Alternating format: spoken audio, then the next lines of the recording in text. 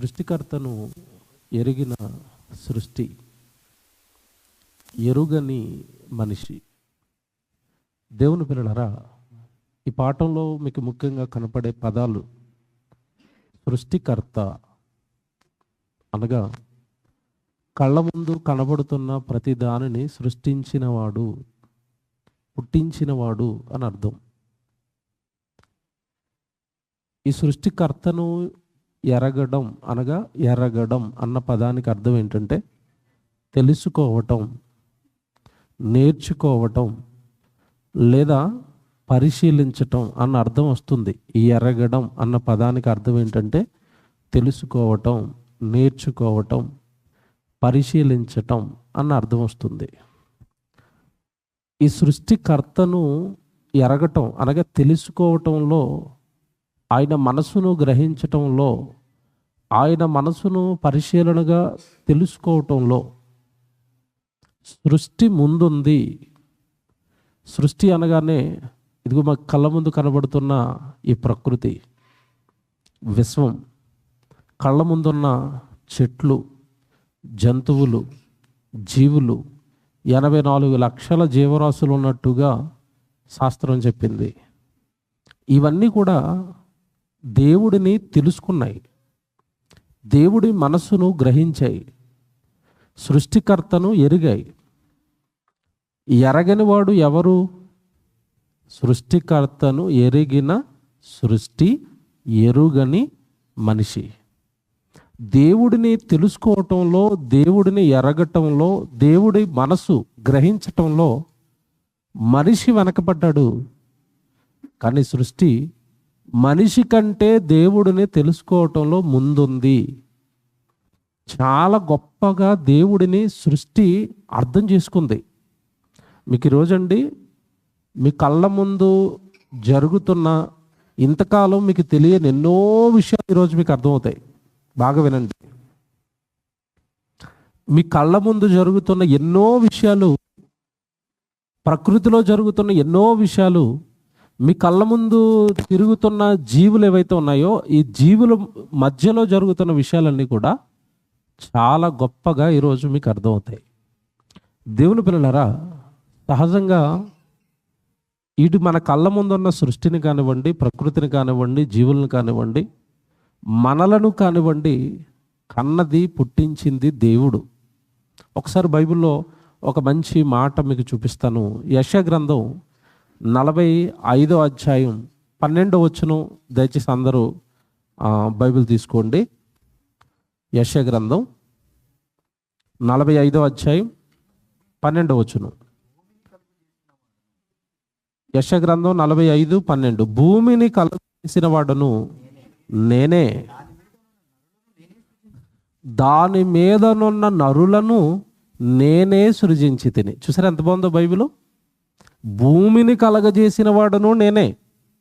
అంటే ఈరోజు మనిషి అనుభవిస్తున్న ఈ భూమి, ఈ భూమి నుంచి పండుతున్న పంటలు, ఈ భూమి నుంచి పుట్టుకొస్తున్న జీవులు, జీవరాశులు, వీటన్నిటినీ ఎవరు కలిగించారు అంటే నేనే అన్నది. చూసారు అక్కడ అర్థం పట్టుకోవాలి. ఏమన్నది అక్కడ బైబిల్లో?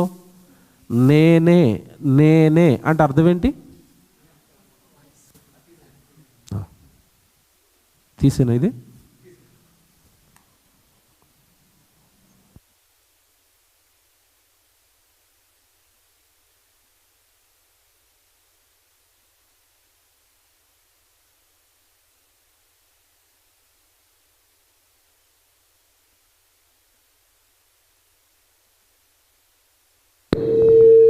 హలో దేవుని పిల్లలారా, ఇది బాగుంది కదా సౌండ్? ఇది బాగుంది. జాగ్రత్తగా వినండి. చాలా విషయాలు ఈరోజు మీకు చాలా గొప్పగా అర్థమవుతాయి, దేవుడి విషయాలు. బైబిల్లో ఇప్పుడు మనం చదువుకున్న వచనంలో భూమిని కలగజేసిన వాడను నేనే, దాని మీదనున్న నరులను కలగజేసిన వాడను నేనే. బైబిల్లోనండి ఎక్కువసార్లు, ఎక్కువ చోట్లండి దేవుడు ఒక పదాన్ని ప్రయోగిస్తూ ఉంటాడు. నేనే. నేనే అంటే అర్థం ఏంటి? నేనే అంటే అర్థం ఏంటి? ఇంకెవ్వరూ లేరు అని అర్థం. ఈ బిల్డింగ్ నేనే కట్టాను అంటే అర్థం ఏంటి? నేను ఒక్కడనే కట్టాను, ఇంకెవరు లేరు. అంతే కదండి. నేనే నేనే ఆ పదవనాలి అంటే చాలా ధైర్యం ఉండాలి. ఇక్కడ కూర్చున్న మీలో ఎవరైనా ఈ బిల్డింగ్ నాదే అనగలరా? చేయొద్దండి. అంటే ఓనర్ ఊరుకుంటాడా? నేనే నాదే అనాలి అంటే అది సామాన్యమైన మాట కాదు. దేవుడు అంటున్నాడు, భూమిని కలగజేసిన వాడను నేనే అంటే అర్థం ఏంటి? నేను తప్ప మరొకడు లేడు. కానీ ఈరోజు ప్రపంచం ఏమనుకుందంటే, దేవుళ్ళు అనగానే దేశానికో దేవుడు ఉంటాడని, రాష్ట్రానికో దేవుడు ఉంటాడని, గ్రామానికో దేవుడు ఉంటాడని, మనుషులు ఎలాగైతే భాషల వారీగా, ప్రాంతాల వారీగా, మతాల వారీగా, కులారి వారీగా మనుషులు ఎలాగైతే విడిపోయారో, మేము విడిపోయాం కనుక ఇప్పుడు ఎవరిని కూడా విడగొట్టేస్తాం. మేము దేశాలుగా విడిపోయాం కాబట్టి మా దేశానికో దేవుడు. ఇప్పుడు యేసుప్రభుని ఏ దేశానికి దేవుడు అంటారు? అమెరికా దేశం దేవుడట, ఇస్రాయేల్ దేశం దేవుడట. ఆ మధ్యకాలంలో మరి ఒక ఆయన మాట్లాడాడు, పేర్లు వద్దు కానీ మీరు వాట్సాప్ ఫాలో అవుతే తెలిసిపోద్ది. మన భారతదేశంలో ఉన్న దేవుళ్ళు మాత్రమే ఇక్కడ పనిచేస్తారు, మన భారతదేశంలో ఉన్న దేవుళ్ళు మాత్రమే మీరు పూజించండి, ఇతర దేవుళ్ళను మీరు పూజించకూడదు, ఆ సిమ్ములు ఎక్కడ పనిచేయవు అన్నాడు. గుర్తుందా? ఇక్కడ సిమ్ములు ఎక్కడే పనిచేస్తాయి, మీరు ఒకవేళ వాళ్ళను పూజించాలంటే, వాళ్ళు మీరు కరుణించాలంటే వాళ్ళ దేశానికి వెళ్ళిపోండి అన్నాడు. ఎంత జ్ఞానం చూడండి. అంటే ఏమనుకుంటున్నారు మనుషులు అంటే, వెర్రి జ్ఞానంతో దేశానికో దేవుడు ఉంటాడు అనుకుంటున్నారు. ఇప్పుడు దేవుడు అంటున్నాడు, భూమిని కలగజేసిన వాడను నేనే. అంటే భూమండలం మొత్తానికి దేవుడిని నేను. భూమి మీద భారతదేశం ఉంది, అమెరికా ఉంది, పాకిస్తాన్ ఉంది, ఆస్ట్రేలియా ఉంది, అన్ని దేశాలకు దేవుడిని నేనే. అలాగే ఆయా దేశాలలో ఉంటున్న సుమారుగా ఈరోజు ఎంత పబ్లిక్ జనాభా ఎంత అని చెప్తున్నారంటే, సుమారుగా 800 కోట్లట. 780 నుంచి 800 కోట్ల మంది ప్రజలట. ఈ నరులందరినీ కలుగజేసిన వాడను నేనే. సృష్టిని చేసింది నేనే, సృష్టిని అనుభవిస్తున్న నరులను చేసింది నేనే. నేనే ఆ పదం చూడాలి. నేనే నేనే నేను ఒక్కడినే. దేవుడి విషయంలోనండి ఎంత దారుణంగా మాట్లాడుతున్నారు అంటే, ఆయన దేవుడండి, ఈయన దేవుడండి, ఈయన కూడా దేవుడండి. ఎవరు? యేసుక్రీస్తు కూడా. ఏమండి ఇది ఎంత దారుణంగా ఉంటుందంటే, ఇది కొంచెం బూతులా మాట్లాడినా చెప్పక తప్పటం లేదు. ఏ స్త్రీనైనా మీ ఆయన ఎవరండి అంటే ఈయనే అంటదా, ఈయన కూడా అంటదా? ఈయనే అన్నదంటే ఆవిడ కరెక్ట్, ఈయన కూడా అంటుంది అనుకోండి, తేడానా? తేడాయే. అలాగే దేవుడు అనగానే ఒకడే, ఆయనే దేవుడు. అదే ఆయన కూడా అన్నాం అనుకోండి, ఏదో తేడా వస్తుంది. అందుకే దేవుడు బైబిల్లో అంటాడు, నేనే నేనే. చూసారా, నాకు ఆ పదం చాలా ఇష్టం అండి. నేనే. సృష్టిని కలగజేసిన వాడను నేనే, దాని మీద ఉన్న నరులను కలగజేసిన వాడను నేనే. ఇప్పుడు ఆయనే అనడానికి రుజువు ఏంటంటే, ఈరోజు మీరు వింటున్న పాఠం, ఇప్పుడు నేను చెప్పబోయే సంగతులు నిజమేనండి. దేవుడే ఒక్కడేనండి. ఆయన కలగజేసిన సృష్టి అండి. ఈ సృష్టి అంతా ఆయన బాగా ఎరిగిందండి, ఆయనకి బాగా లోబడుతుందండి. ఆయన తెలుసుకోవటంలో, ఆయన అర్థం చేసుకోవటంలో మేమే వెనకపడ్డాము అని ఈరోజు మీరు చాలా బాగా రిలీజ్ అవుతారు ఈ పాట విన్న తర్వాత. దేవుడిని అర్థం చేసుకోవటంలో, దేవుడిని తెలుసుకోవటంలో మనకంటే 4 అడుగులు ముందుంది సృష్టి. మనకంటే ఫాస్ట్గా ఉంది అది.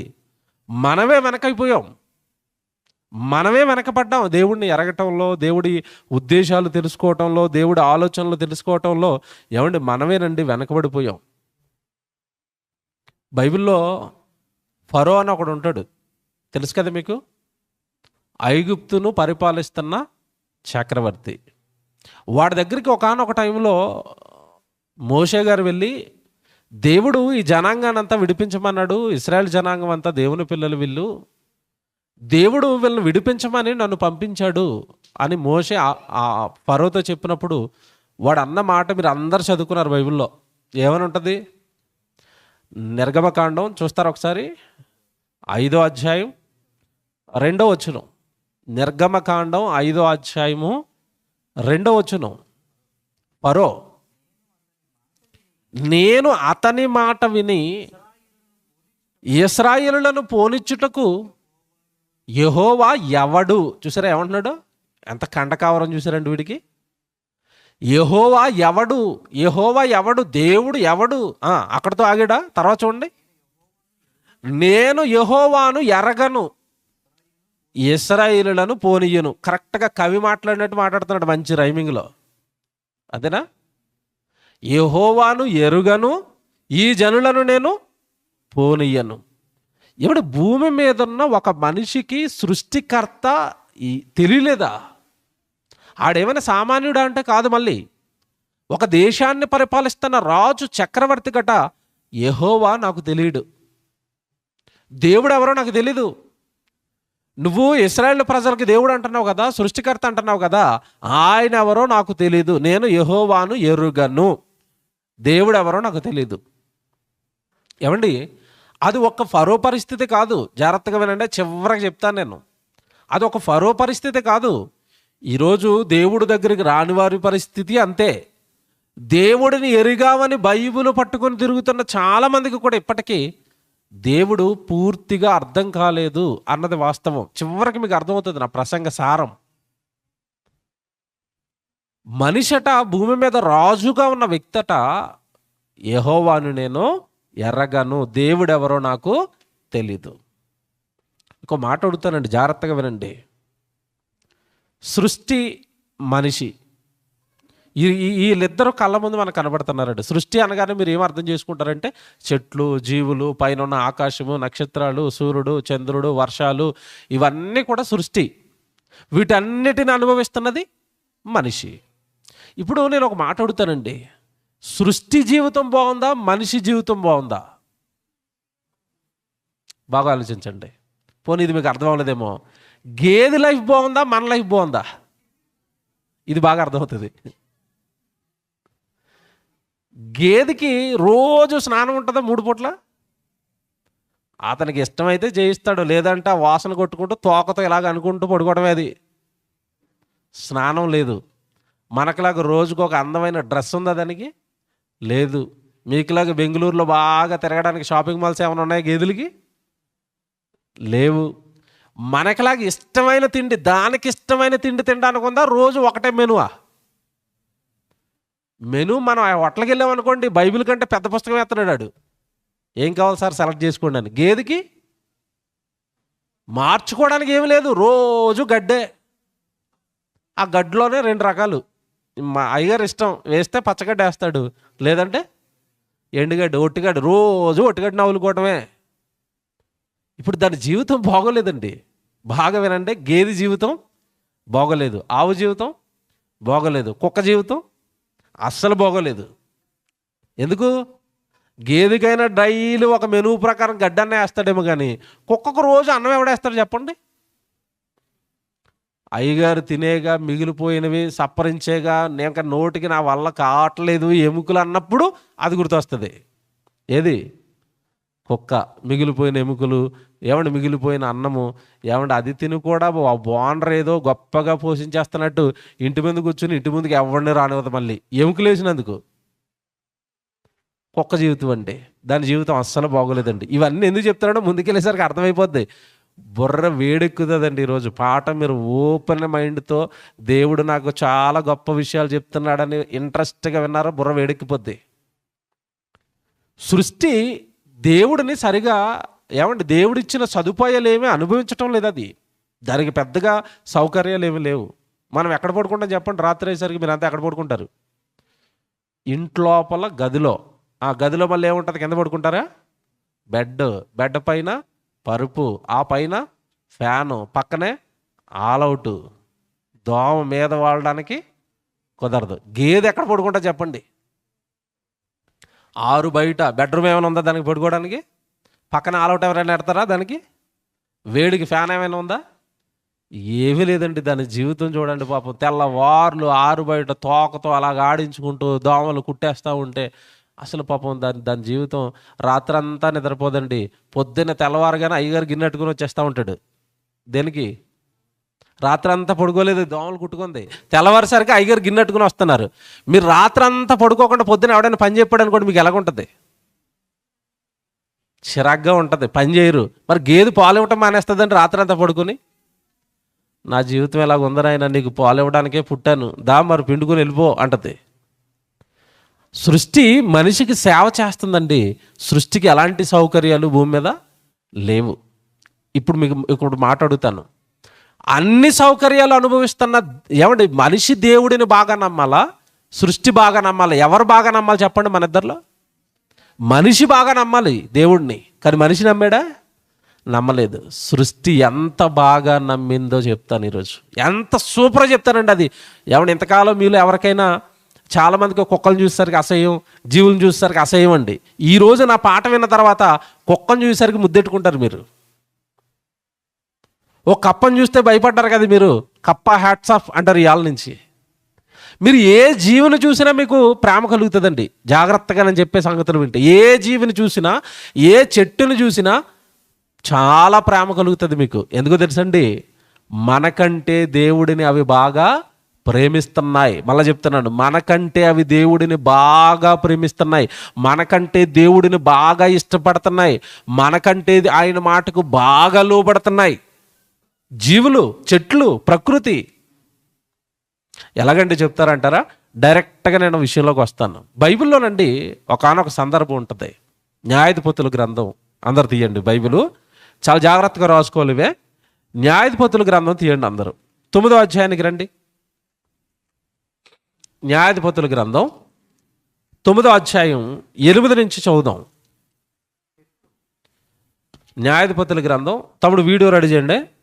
వీడియో పంపించాను కదా, రెడీ పెట్టండి. అది న్యాయాధిపతుల గ్రంథం 9వ అధ్యాయం 8వ వచనం.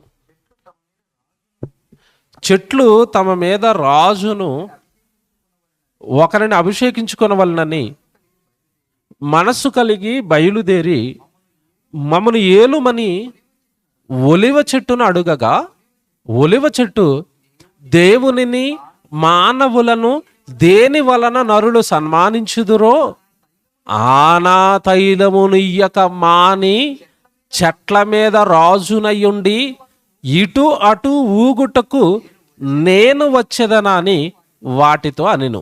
సందర్భం ఏంటి చెప్పండి, బాగా వినండి. చెట్లన్నీ కలిపి ఒక మీటింగ్ వేసుకున్నాయండి. చెట్లన్నీ కలిపి ఒక మీటింగ్ వేసుకుని, అందరికీ రాజు ఉన్నాడు. ఇప్పుడు అడవికి రాజు ఉన్నాడు. అడవికి రాజు ఎవరు చెప్పండి? సింహం, అది రాజు కదా. అడవికి జీవులకు రాజు ఉన్నాడు, జంతువులకు రాజు ఉన్నాడు, మనుషులకు కూడా రాజులు ఉన్నాడు. ఎవరికి రాజు లేడు? ఇప్పుడు చెట్లకు రాజు లేడు కదా. ఇప్పుడు మనం అందరం కలిసి మన మీద ఒక రాజును సెలెక్ట్ చేసి పెట్టుకుందాం, ఇతను మనం రాజుగా నిలబెట్టుకుందామని చెట్లన్నీ కలిపి ఒక సమావేశం వేసుకున్నాయట. ఈ సమావేశం వేసుకుని ఈ చెట్లన్నీ కలిపి మొదట ఒక చెట్టు దగ్గరికి వెళ్ళి మాట్లాడుతున్నాయట. ఏ చెట్టు దగ్గరికి వెళ్ళాయట? ఒలివ చెట్టు దగ్గరికి వెళ్ళాయట. ఒలివ చెట్టు దగ్గరికి వెళ్ళి, ఒలివ చెట్టు, చెట్లలో నువ్వు చాలా గొప్పదానివి కదా, అందరికీ రాజు ఉన్నాడు, నువ్వు మా మీద రాజుగా ఉండాలి, మా మీద అధికారిగా ఉండాలి.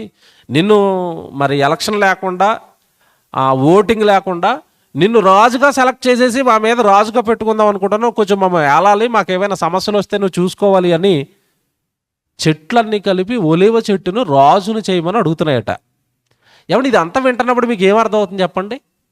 ఏమర్థం అవుతుంది? ఓపెన్గా మాట్లాడుకుందాం. మీకు ఏమనిపిస్తుంది చెప్పండి? మనసులో మీకేమనిపిస్తుంది చెప్పండి? నేను చెట్ల మాట్లాడుకోవటమా, రాజును ఎట్టుకోవటమా, వాళ్ళ చెట్టుకు నోరుందా అనుకుంటున్నారా లేదు? ఇప్పుడు ఓపెన్గా మాట్లాడుకుందాం. మనసులో ఏదైనా తిరుగుతుంది? బైబిల్లో ఏది రాసినా దేవుడు రాయించాడు, మర్చిపోకూడదు. ఎవరు రాయించారు? దేవుడు రాయించాడు, దేవుడు చెప్పాడు అంటే నమ్మడానికి నువ్వు ఆధారాలతో పెడితే కానీ నమ్మవు. కానీ దేవుడు రాయించిన ప్రతి మాట వాస్తవం, పచ్చి నిజం. ఇది చెట్లు మాట్లాడుకుంటాయి అన్నది పచ్చి నిజం. ఎలాగండి చెప్తారంటారా? నేను కాదు చెప్తా. శాస్త్రవేత్తలు ఈ మధ్యకాలంలో చెట్ల మీద ప్రయోగాలు చేశారు. చెట్ల మీద, వాళ్ళకి అదే పని కదండి, చెట్ల మీద, కుక్కల మీద, జంతువుల మీద పడి తిరుగుతూ ఉంటారు. ఈ చెట్ల మీద ప్రయోగం చేసంటే వాళ్ళు ఒక వాస్తవాన్ని వెలికి తీశారండి. ఏం వాస్తవాన్ని వెలికి తీశారంటే, చెట్లు మాట్లాడుకుంటున్నాయి. మనుషులు ఈరోజు మాట్లాడుకోవడానికి ఇంటర్నెట్ ఉంది. ఇంటర్నెట్ ఉందా? తెల్లారు లేసరికి వాట్సాప్లో మీరు అందరూ ఒకరికొకరు మెసేజ్లు పంపుకుంటున్నారా? మాట్లాడుకుంటున్నాం కదా. మనకు ఎలాగైతే నెట్వర్క్ ఉందో చెట్లకు కూడా నెట్వర్క్ ఉంది. చెట్లు కూడా మాట్లాడుకుంటున్నాయని ప్రూవ్ చేశారు, నిరూపించారు శాస్త్రవేత్తలు. వీడియో ప్లే చేస్తారు చూడండి, ఎంత బాగుంటుందో. తమ్ముడు లైట్ ఆపితే వాళ్ళకి బాగా కనబడుతుంది. కనబడుతుందా? రైట్, జాగ్రత్తగా రండి.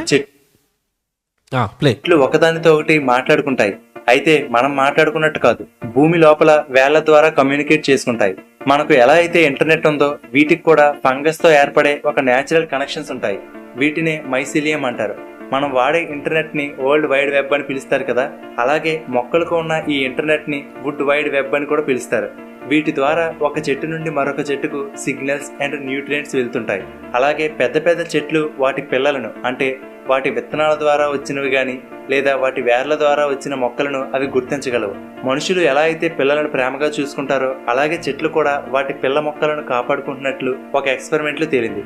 ఈ ఎక్స్పెరిమెంట్ లో భాగంగా ఒక చోట ఒక తల్లి పిల్ల మొక్కలతో పాటు వేరే జాతికి చెందిన మొక్కలను కూడా నాటారు. ఆ తల్లి చెట్టు తన పిల్ల మొక్కను వేళ్ల ద్వారా గుర్తించి దానితో కనెక్ట్ అయింది.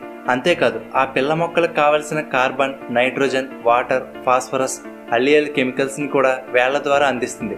ఐసోటోప్ ట్రేసింగ్ ద్వారా మానిటర్ చేసినప్పుడు మొక్కలు ఈ పోషకాలను పంపుకుంటున్నట్లు సైంటిస్టులు గుర్తించారు. అలాగే ఆ పిల్ల మొక్కకు కాంపిటీషన్ అవ్వకూడదని ఆ పిల్ల మొక్క ఉన్న వైపుకు పెద్ద చెట్లు తమ వేళ్లను పంపకుండా పిల్ల మొక్కలకు ఎక్కువ స్పేస్ ఉండేలా చేస్తుంది. సో ఆ చుట్టుపక్కల ఉన్న పోషకాలన్నీ ఆ పిల్ల మొక్కకు అందుతాయి. ఇలా ఏ మొక్కలకైతే తల్లి మొక్కల నుండి పోషకాలు అందుతున్నాయో అవి సర్వైవ్ అయ్యే ఛాన్సెస్ 4 times పెరుగుతుందట. అలాగే తల్లి చెట్టు ఏదైనా చీడ వలన కానీ లేదా మరేదైనా కారణం వల్ల గాయపడినా లేదా చనిపోతుంటే మిగిలిన మొక్కలకు సిగ్నల్స్ ని పంపి అలర్ట్ చేస్తుంది. అలాగే చనిపోయే చెట్టు దాని దగ్గర ఉన్న రీసోర్సెస్ ని వేరే చెట్టుకు పంపిస్తుంది. సో ఈ విధంగా మనకు తెలియకుండానే భూమి లోపల చెట్లు కమ్యూనికేట్ అవుతూ ఉంటాయి.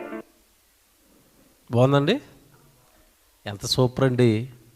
దేవుడు ఎప్పుడు చెప్పాడు చెప్పండి? ఇది న్యాయాధిపతుల గ్రంథం క్రీస్తుకు పూర్వం 100 సంవత్సరాల క్రితం చెప్తే సైన్స్ లేటెస్ట్గా చెప్పింది. ఇది చెట్లు మాట్లాడుకుంటున్నారా బాబు, ఆ సమాచారం చూసారా ఎంత బాగుందో? మీకు అర్థమైందో లేదో 2 సార్లు 3 సార్లు ప్లే చేస్తే కానీ అర్థమవుతుంది. అది వాడు చెప్పిన సంగతులు ఎంత బాగుంటాయంటే, చెట్లు కింద ఉన్న వేర్ల ద్వారా మాట్లాడుకుంటున్నాయి. పక్కనే దాని పిల్ల చెట్టు ఉంటేనట, పెద్ద చెట్టు అట, దాని పిల్ల చెట్టు బ్రతకడానికి అవసరమైన పోషకాలన్నీ కూడా వేర్ల ద్వారా పంపిస్తుందట. పక్షి పిల్లకి తల్లి పక్షి ఎలాగైతే ఆహారం పెడుతుందో, పిల్ల చెట్టుకి పెద్ద చెట్టు వేర్ల ద్వారా ఆహారం పెడుతుంది అది పెరగడానికి. అంటే చెట్లు కమ్యూనికేట్ అవుతున్నాయా?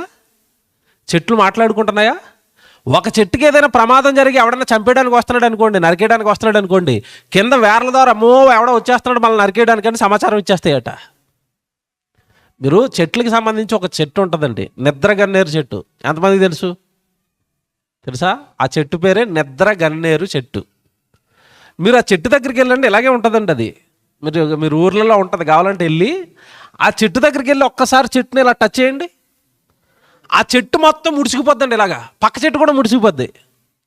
అంటే అర్థం ఏంటంటే ఎవడో వెధవ వచ్చేసాడు మనం చంపేయడానికి అని అది అలర్ట్ అయిపోవడం కాకుండా పక్క చెట్టుని కూడా అలర్ట్ చేసేస్తుంది. అంటే అర్థం ఏంటంటే చెట్లు మాట్లాడుకుంటాయా?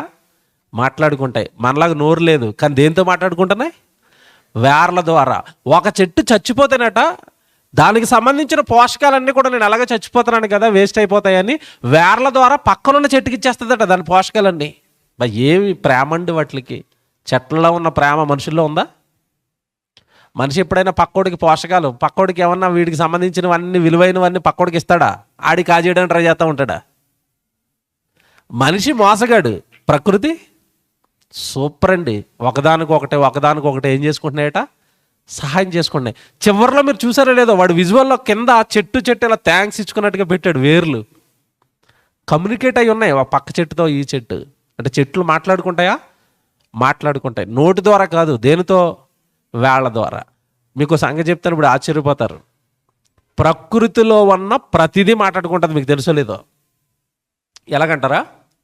కుక్క మాట్లాడుకుంటుంది. మాట్లాడుకోవా? వీధిలోకి ఏమైనా కొత్త కుక్క వచ్చింది అనుకోండి, ముందు ఒక కుక్క చూస్తుంది, మొత్తం ఆ వీధిలో ఉన్న ఫ్రెండ్స్ అందరిని అలర్ట్ చేస్తుంది. రండి వెళ్ళిపోదాం, ఎవడో కొత్తవాడు వచ్చాడు మన అడ్డాలోకి. మొత్తం గ్యాంగ్ వేసుకుని వస్తుంది. కుక్కలు మాట్లాడుకుంటాయండి. కాకపోతే వాడి భాష మనకి అర్థం కాదు, కానీ దాని భాష దానికి అర్థమవుతుందా? అర్థమవుతుంది. పిల్లి మాట్లాడుకుంటాయా? మాట్లాడుకుంటాయి. కోడి మాట్లాడుకుంటాయా? మాట్లాడుకుంటాయి. కోడి పిల్లల్ని పెంచేటప్పుడు పైన గద్ద వచ్చింది అనుకోండి, ఒక రకమైన సౌండ్ చేసి రెక్కలు ఇలా పైకెత్తుతుందండి. పక్కనున్న పిల్లలు వెంటనే ఏమైపోతాయి, రెక్కల లోపలికి దూరేస్తాయి. అంటే పిల్లలకి ఏం చెప్పింది, పైన గద్దొచ్చింది మిమ్మల్ని ఎత్తుకుపోతుంది రండి అని దాని భాషలో పిల్లలకి చెప్పింది. వెంటనే పిల్లలు వచ్చి రెక్కల్లో దూరిపోతాయి. కోడి పిల్లలతో మాట్లాడుకుంటుందా? మాట్లాడుకుంటుంది. పక్షి మాట్లాడుకుంటుంది, పిల్లి మాట్లాడుకుంటుంది, కుక్క మాట్లాడుకుంటుంది. ప్రతి జంతువు పక్కనున్న జంతువుతో మాట్లాడుతాయి. సృష్టిలో ఉన్న ప్రతిదీ కూడా ఒకదానితో ఒకటి మాట్లాడుకుంటాయి. చివరికి చెట్లు కూడా ఒకదానితో ఒకటి మాట్లాడుకుంటాయి. మీకు కావాలంటే ప్రాక్టికల్గా మీకు ప్రూవ్ అవుతుంది. నేను చెప్పింది ఒకటి చేయండి. మీ ఇంటి పైన ఏవైనా గింజలు వేయండి, పక్షులు తినే గింజలు, బియ్యం కానీ గింజలు కానీ వేసారనుకోండి. కరోనా టైంలోనండి మీకు తెలుసు కదా, అంతా లాక్డౌను, ఏం చేయాలో తెలియదు, ఇంటి నుంచి బయటికి రావడానికి లేదు. బుర్ర వేడెక్కిపోయింది మాకు, మీటింగ్లు తిరిగి తిరిగి ఇంట్లో కూర్చోవడానికి. ఏం చేయాలో తెలియక రోజు బైబిల్ పెట్టుకుని మేడపైకి పోవడం, బైబిల్ చదువుకోవడం, బైబిల్ పక్కన పెట్టుకుంటే ఎదురుగా పావురాలు ఎగురుతూ ఉండేవండి. ఒకరోజు నేను రేషన్ బియ్యం ఉన్నాయి మా ఇంట్లో, ఎక్కువగా ఉన్నాయి, నిలవైపోతున్నాయి. అందులో కొంచెం బియ్యం పట్టుకెళ్ళి అలా పైన వేసాను. పైన వేయగానే ముందు ఒక పావురం వచ్చిందండి. 2 గింజలు తిన్నది. అది 2 గింజలు తిని ఎగిరిపోయింది అక్కడి నుంచి. నేను అనుకున్నాను, అయ్యో పాపం అది ఏటో మనం చూసి భయపడి వెళ్ళిపోయిందేమో, 2 గింజలు తిని ఎగిరిపోయింది అనుకున్నాను. కరెక్ట్గా హాఫ్ అన్ అవర్ తర్వాత అండి సుమారు 20-30 పావురాలు తీసుకుని వచ్చింది అక్కడికి. అంటే అర్థం ఏంటది, ఇక్కడ ఆహారం ఉందని చెప్పి ఆహారాన్ని టేస్ట్ చేసి బాగుంది టేస్ట్ అని టేస్ట్ తెలిసిన తర్వాత అక్కడికి వెళ్ళిపోయింది. ఇది ఎక్కడికి, వాటి ఫ్రెండ్స్ దగ్గరికి వెళ్ళిపోయి సూపర్ బియ్యం వేసాడమ్మా మేడపైన ఒక ఆయన, నేను వేసాను మరి అదిరిపోతుంది, వస్తారా రారా. ఎవరిని తీసుకొచ్చింది ఇప్పుడు, ఎవడు ఇక్కడ బియ్యం ఉన్నాయని ఇది టేస్ట్ చేసి అక్కడికి వెళ్ళి చెప్పిందంటే వాడితో ఈ పావురం మాట్లాడి ఉంటుందా?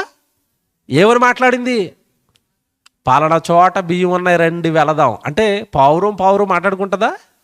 మాట్లాడుకుంటాయి. పక్షి అన్ని సృష్టిలో ఉన్నవి అన్నీ మాట్లాడుకుంటాయండి. మనం అనుకున్నాం మనం ఒక్కడికే నోరుందని. మీకు సంగతి తెలుసో లేదో, మీ ఇంటి ముందు పడుకుంటున్న కుక్క రోజు మిమ్మల్ని చూస్తుంది. అది మాట్లాడడానికి నోరు లేదు కానీ మనం చేసే ఎదవ పనులన్నీ తెలుసు దానికి. దేవుడు ఎందుకు అట్లా నోరు మూసాడు తెలుసండి? మన ఇంటి ముందు పడుకున్న కుక్క మన పాపాలన్నీ చూసి పక్కోడికి చెప్తుంది అనుకోండి, మన పరిస్థితి ఏంటి చెప్పండి, బతకగలవా తలెత్తుకొని? అందుకే దేవుడు జీవులకు నోరు మూసాడు. మా వాడు మంచోడు కదమ్మా, నువ్వు ఎవరితో పడితే వాళ్ళు చెప్పేస్తావు, నీకు నోరు ఇవ్వను. జీవులకు నోరు ఇవ్వడానికి కారణం ఇదొకటి. మీకు ఎలా చెప్తారంటే బైబిల్ బట్టి, బిలాం అనేవాడు గాడిద మీద ఎక్కినప్పుడు గాడిద మాట్లాడుతుందా? మాట్లాడింది. ఆడి పాపాలన్నీ చెప్తుందా? అలా మన ఇంటి ముందు ఉన్న కుక్క అండి ఊరంతా తిరిగి మావోడు ఎలాగని మన గురించి చెప్తుంది అనుకోండి, బతుకుతామా? తలెత్తుకుంటాం మనం.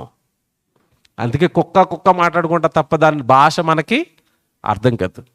ఇప్పుడు బైబిల్లోకి వెళ్దాం. చెట్లు మాట్లాడుకున్నాయి అన్నది కన్ఫర్మ్ కదా. ఇప్పుడు మీకు అక్కడ ఆధారం ఉంది, మీకు చాలా ఉదాహరణలు చెప్పాను. చెట్టు అనేది పక్క చెట్టుతో ఖచ్చితంగా మాట్లాడుకుంటుంది. ఇక్కడ వరకు బాగుంది. కానీ చెట్టు ఏం మాట్లాడుతుంది అన్నది ఇప్పుడు విషయం. బైబిల్లో చెట్టు మాట్లాడుకుంటుంది అన్నది కన్ఫర్మ్ ఇప్పటికి. కానీ ఏం మాట్లాడుతుంది అన్నదే విషయం. ఇప్పుడు ఏం మాట్లాడుతుంది, చెట్టు ఏమని మాట్లాడుతుంది, చెట్టు దేవుడి జ్ఞానంలో ఎంత ముందున్నది అన్నది విషయం. వెళ్ళిపోదాం అక్కడికి. న్యాయాధిపతుల గ్రంథం 9వ అధ్యాయం 9వ వచనం. న్యాయాధిపతుల గ్రంథం 9వ అధ్యాయం 9వ వచనం. మమ్మును ఏలమని ఒలివ చెట్టును అడగగా, ఒలివ చెట్టు మిగతా చెట్లతో మాట్లాడుతుంది. ఏమని? ఒలివ చెట్టు దేవునిని మానవులను దేని వలన నరులు సన్మానించుదురో. ఆగండి, ఏమని మాట్లాడుతుంది మిగతా చెట్లతో ఒలివ చెట్టు? దేవునిని మానవులను. అంటే ఒలివ చెట్టుకి దేవుడు తెలుసా? బాగా ఆలోచించాలి ఇక్కడ మీరు. ఒలివ చెట్టుకి దేవుడు తెలుసా? తెలుసు. ఏమనంటుంది మిగతా చెట్లతో? అది దేవునిని మానవులను దేని వలన నరులు సన్మానించుదురో ఆనా తైలమును ఇయ్యక మాని చెట్ల మీద రాజునయ్యుండి ఇటు అటు ఊగుటకు నేను వచ్చేదన్నా. బా, ఎంత బాగా మాట్లాడింది తెలుసు. అది నాకు దేవుడు తెలుసు, నరులు తెలుసు. నేను పుట్టింది తైలం ఇవ్వడానికి పుట్టాను. నేను ఒలివ నూనె, ఒలివ తైలం. ఈ తైలంతో నరులను సన్మానిస్తారు, అలాగే దేవుణ్ణి కూడా సన్మానిస్తారు. నాకు దేవుడు తెలుసు, నరులు తెలుసు, నా జన్మ పరమార్థం కూడా నాకు తెలుసు. నేను పుట్టింది ఎందుకంటే ఒలేవ తైలం ఇవ్వడానికి పుట్టాను, ఒలేవ నూనె ఇవ్వడానికి పుట్టాను. అలాంటి పని కోసం దేవుడు నన్ను పుట్టిస్తే దేవుడి పనిలో నుంచి మీరు పక్కకు పెట్టి నాకే పని ఇస్తున్నారు? మీరు రాజరేఖం చేయమంటున్నారు. నా పుట్టుక పరమార్థం ఏంటి, నేను పుట్టింది ఎందుకు, మీరు నాకు చెప్తున్న పని ఏంటి? అవతలకు పోవడానికి ఎంటేసింది ఎవరు? ఓలేవ చెట్టు. ఇప్పుడు ఒక పాయింట్ అడుగుతాను నేను. ఇప్పుడు ఒలేవ చెట్టుకి దేవుడు తెలుసు, నరులు తెలుసు. ఈ చెట్లను అనుభవిస్తున్న మనుషులకి చెట్టు తెలుసు, మామిడి పండు తెలుసు, మామిడి చెట్టు తెలుసు, మామిడికాయలు కోసుకుంటున్నాడు. జామ చెట్టు తెలుసు, జామకాయలు కోసుకుంటున్నాడు. ఇంటి ముందు చెట్లు ఉన్నాయి. ఆవిడ ఆడపిల్లలు అయితే మరి రోజా పువ్వు మొక్కలు వేసేస్తారు. రోజు రోజా పువ్వు తెంపేసి తల్ల పెట్టేసుకుంటారు. మొక్క చూస్తున్నావు, మొక్కని అనుభవిస్తున్నావు. మొక్కకి నువ్వు తెలుసు, దేవుడు తెలుసు. మొక్కను అనుభవిస్తున్న మనిషికి దేవుడు తెలుసా? ఈ మొక్కను దేవుడు చేశాడని తెలుసా?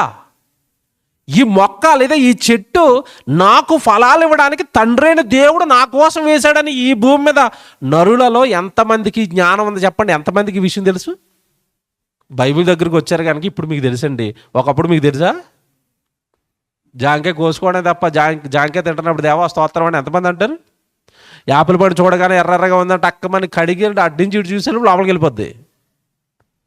అసలు యాపిల్ పండు టేస్ట్ ఏంటండి? యాపిల్ పండు చూడండి ఎలాగుంటుందో, పైన ఎర్రగా లోపల ఒక రకమైన తీపి. దాని రుచికిని జామకాయ రుచికి తేడా. ఆ పండు వేరేలా ఉంటుంది, ఈ పండు వేరేలా ఉంటుంది. డ్రాగన్ ఫ్రూట్ అని ఒకటి వచ్చింది ఈ మధ్యకాలంలో, తెలుసా మీకు? ఎర్రగా ఎంత ఉంటుందండి. ఈ డెంగ్యూ జ్వరం వచ్చినప్పుడు ఎక్కువగా డాక్టర్లు అది పెట్టమని చెప్తున్నారు. డెంగ్యూ జ్వరం తగ్గుతుందట. దాన్ని టేస్ట్ చేశారు ఎప్పుడైనా? అసలు నిజంగానండి, డ్రాగన్ ఫ్రూట్ తీసి స్పూన్తో తింటుంటేనండి ఐస్ క్రీమ్ తింటున్నట్టు ఉంటుందండి. చూసారా? దాన్ని ఒక రకంగా చేశాడు దేవుడు. జాంకాయను ఒకలా చేశాడు, యాపిల్ పండును ఒకలా చేశాడు, బత్తాయిని ఒకలా చేశాడు, సపోటాను ఒకలా చేశాడు. ఇవన్నీ కూడా దేవుడు మనం తినాలి అని, దాని ద్వారా వచ్చే విటమిన్స్ ద్వారా మనకున్న రోగాలను తగ్గించుకోవాలి అని, మనం బలంగా ఉండాలని, ఆరోగ్యంగా ఉండాలని దేవుడు చేశాడు. ఆ విషయం పండిస్తున్న చెట్టుకు తెలుసు. యాపిల్ పండు తినరా, ఆరోగ్యంగా ఉండరా అంటుంది పండు ఇచ్చేటప్పుడు. అది డాక్టర్లు కూడా ఏం చెప్తారో తెలుసండి? రోజు ఒక యాపిల్ పండు తినవాడట హాస్పిటల్కి వెళ్ళడట. తెలుసా మీకు? రోజు ఒక యాపిల్ పండు తింటే వాడు ఎక్కడికి వెళ్ళడట అంటే అర్థం ఏంటి? ఆరోగ్యంగా ఉంటాడని. ఆరోగ్యానికి అవసరమైన విటమిన్స్ అన్ని ఎందులో పెట్టాడు దేవుడు? యాపిల్ పండులో పెట్టాడు. ఇప్పుడు యాపిల్ పండు దగ్గరికి వెళ్ళి మా మీద రాజుగా ఉండమంటే అదేమంటా తెలుసా? షటప్, అవతలకు పండి. నేను యాపిల్ పండు కాయాలి, ఆ పండు దేవుని పిల్లలు తినాలి, వాళ్ళు ఆరోగ్యంగా ఉండాలి, ఆరోగ్యంగా ఉండి తండ్రైన దేవుడి కోసం వాళ్ళు పని చేయాలి. మనకు ఆరోగ్యాన్ని దేవుడు ఇస్తాను దేనికి? ఆయన పని చేస్తామని. మనం ఏం చేస్తున్నాం? ఆరోగ్యకరమైనవన్నీ తినేసి బెంగళూరులో షాపింగ్ లంప, బెంగళూరులో ఫ్యాక్టరీ లంప తిరుగుతున్నాం మనం. అది బాధపడుతుంది. ఒరే నేను పుట్టించింది ఎందుకురా, నువ్వు తింటున్నది ఎందుకురా, నువ్వు చేస్తున్నది ఏంట్రా? ఎవరు బాధపడుతున్నారు? సృష్టి.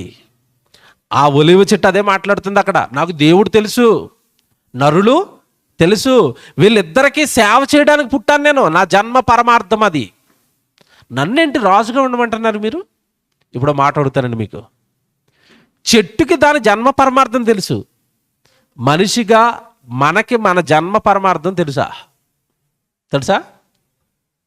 చెట్టు నేను తైలం ఇవ్వడానికి పుట్టాను అంటుంది. మనిషి ఎందుకు పుట్టాడు చెప్పండి? దేవుడిని మహిమపరచడానికి పుట్టాడు. ఒక్క మాటలో చెప్పాలంటే కరెక్టా?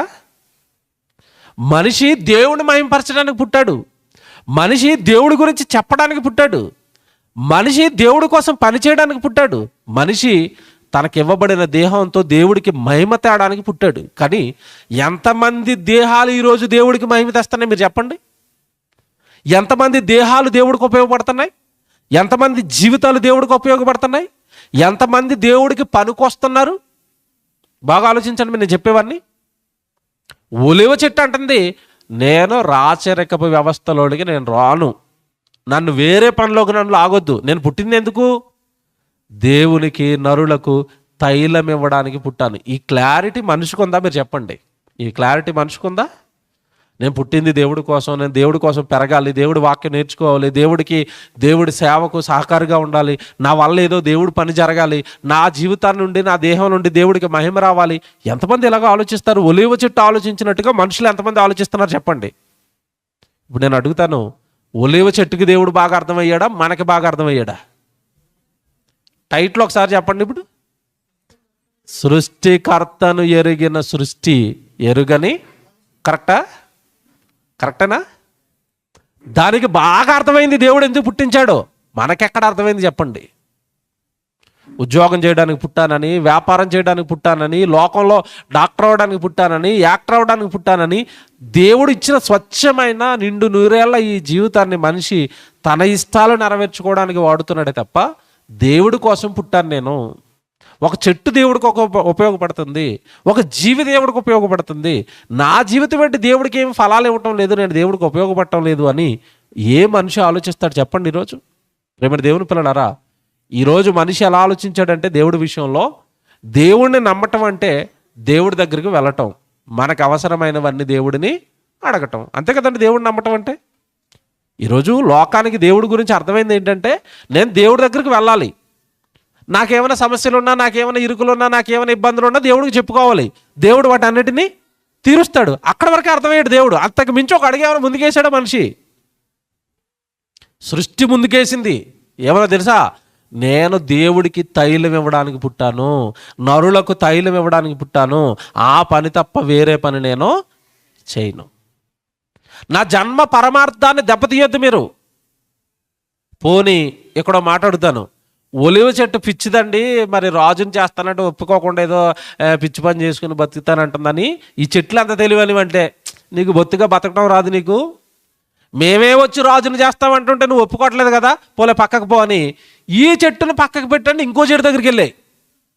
నెక్స్ట్ చూడండి అక్కడ ఎంత బాగుంటుందో. 10వ వచనంలో అప్పుడు చెట్లు, 10వ వచనం, అప్పుడు చెట్లు నీవు వచ్చి మమ్మను ఏలుమని అంజూరపు చెట్టును అడగగా ఒలీవ చెట్టు ఒప్పుకోలేదని ఇప్పుడు ఏ చెట్టు దగ్గరికి వెళ్ళాయి?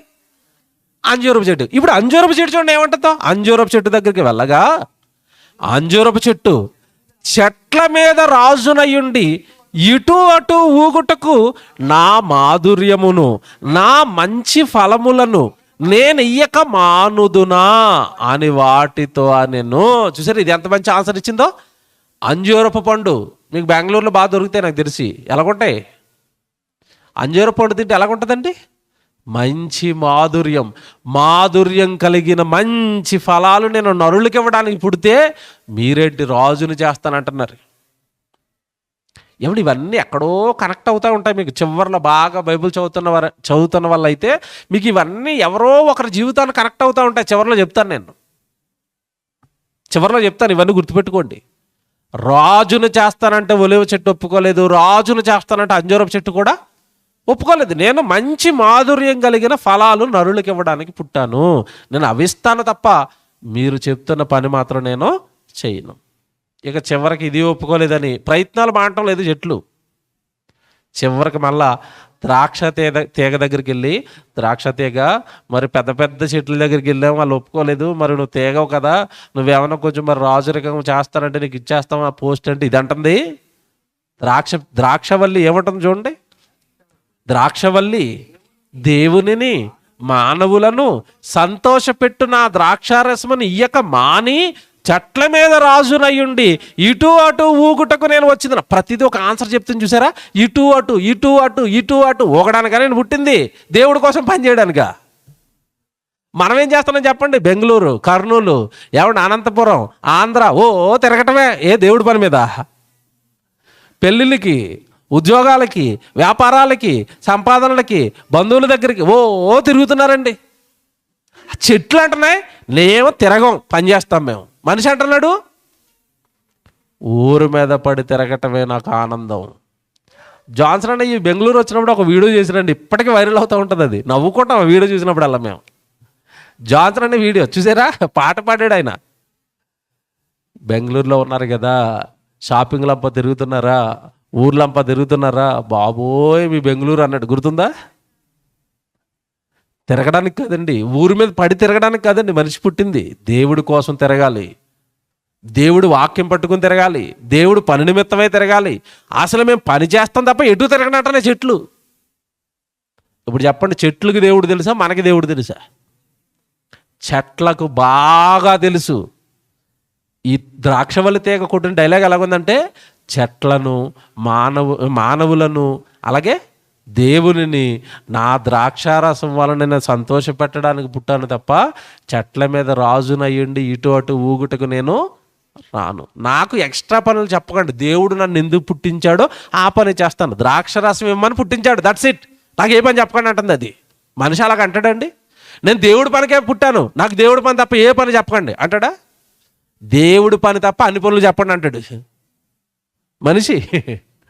నాకు దేవుడి పని తప్ప ఏ పని అని చెప్పండి, వస్తాను. దేవుడి పనికి అయితే రానండి, కొంచెం బిజీగా ఉన్నానండి, సెలవు ఇవ్వలేదండి. ఇప్పుడు చెప్పండి, దేవుడు మనిషికి అర్థమయ్యాడా, చెట్లకు అర్థమయ్యాడా? చెట్లకు అర్థమయ్యాడు. ఆగిపోలేదు, జీవుల దగ్గర తెస్తాను. అబ్బబ్బబ్బబ్బబ్బా, జీవులు ఏమి టాప్ అండి. ప్రకృతిలో మీ కళ్ళ ముందు కనబడుతున్న ప్రతి జీవి కూడా దేవుడితో అనునిత్యము అనుసంధానం అయిపోయి ఉన్నాయి. అవి ఏదో అలాగే పిచ్చిగా మన కళ్ళ ముందు తిరుగుతుంది అనుకుంటున్నాం. అది భయం వేసింది నాకు ఈ పాఠం రాసిన తర్వాత. ఏ జీవిని చూసినా భయం వేస్తుందండి నాకు. ఎందుకంటే మనిషి ప్రతి క్షణమేనేమో తన గురించి ఆలోచించుకుంటాడు. జీవి ప్రతి క్షణం ఎవరి గురించి ఆలోచిస్తే తెలుసా? దేవుడి గురించి. మీరు చూద్దరు ఇప్పుడు చెట్లు క్లియర్ కదా. చెట్లు మేము పుట్టింది దేవుడి కోసం, మేము బ్రతకవలసింది ఎవరి కోసం? దేవుడి కోసమే అన్న ఇవి. జీవులు ఏమంటున్నాయో చూస్తారా? ప్రకృతిలో పుట్టిన ప్రతి జీవి ఏమంటుందో మీరు ఒక్కసారి చూడండి. కీర్తన గ్రంథం 145 కీర్తన 15 వచనం చూడండి. కీర్తన గ్రంథం 145 కీర్తన 15 వచనం చూడండి. కీర్తన గ్రంథం 145:15 చదువుతున్నారు. సర్వజీవుల కన్నులు నీ వైపు చూచుచున్నవి. ఎవరి వైపు చూస్తాయి? సర్వజీవుల కన్నులు నీ వైపు చూచుచున్నవి. తగిన కాలమందు నీవు వాటికి ఆహారం ఇచ్చేదవు. నీవు నీ గుప్పిలి విప్పి ప్రతి జీవి కోరికను తృప్తిపరచుచున్నావు. ఆగండి, మళ్ళా చదువుతాను 15వ వచనం ప్రారంభంలో. సర్వజీవుల కన్నులు ఆయన వైపు చూస్తున్నాయి. ఎవరి వైపు? దేవుని వైపు. అంటే భూమి మీద ఉన్న జీవులు, అది మేక, అది ఆవ, అది గేద, లేదా గాడిద, ఏ జీవైనా కూడా, ఏ పక్షైనా, ప్రతి జీవి కన్ను ఎవరి వైపు చూస్తుందట? దేవుని వైపు. మనిషి కళ్ళు ఎక్కడ చూస్తాయి చెప్పాలి నాకు? ఎక్కడ చూస్తాయి? ప్రతి జీవి కన్ను దేవుని వైపు, మనిషి కన్ను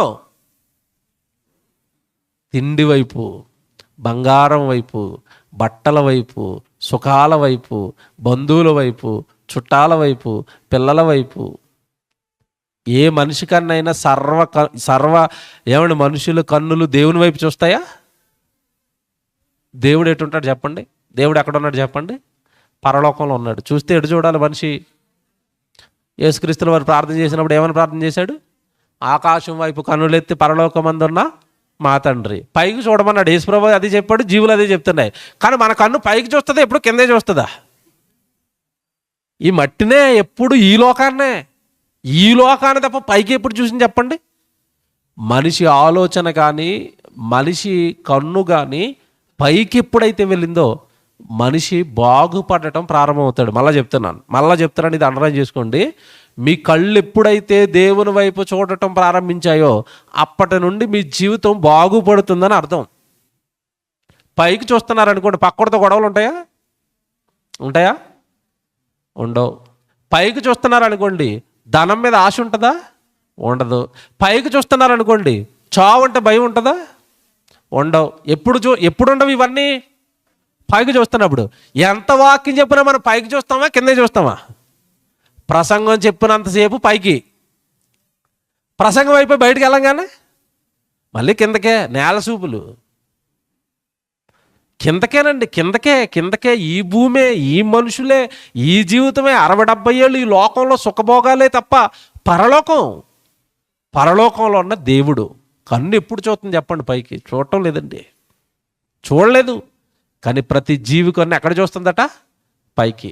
మీకు సంగతి తెలుసండి, ఒకప్పుడు పెద్ద సునామీ వచ్చింది, 2004 అనుకుంటాను నాకు తెలిసి. ఐడియా ఉందా? 2004 సునామీ. థాయిలాండ్ కానీ శ్రీలంక కానీ సముద్రానికి పక్కనున్న దేశాలన్నీ కూడా మునిగిపోయాయి. గుర్తుందా మీకు? సుమారుగా 2 లక్షల మంది చచ్చిపోయారు అప్పట్లో. సముద్రం పక్కన స్నానాలు చేస్తున్న వాళ్ళు, సముద్రానికి దగ్గరగా ఉన్న ఇల్లులు, గ్రామాలు అన్నీ నాశనం అయిపోయి చచ్చిపోయాయి. అప్పుడండి శ్రీలంకలో ఒక పార్క్ ఉందండి, నేషనల్ పార్క్. అది అడవినే పార్కుగా చేశారు. విచిత్రం అంటే నిజంగా అండి, ఆ శ్రీలంక పక్కనే, సముద్రానికి పక్కనే ఉన్న నేషనల్ పార్కులో ఆ పార్కుకు వచ్చిన వాళ్ళు చచ్చిపోయారు, ఆ బీచ్లో స్నానాలు చేస్తున్న వాళ్ళు చచ్చిపోయారు. పార్కులో ఒక్క జీవి కూడా చచ్చిపోలేదట. అంటే ఎలా తెలిసిపోయింది అట్లకన్నా ఎక్కడ చూస్తుంది? పైకి చూసింది. పైకి చూస్తే ఆయన ఏమన్నాడు?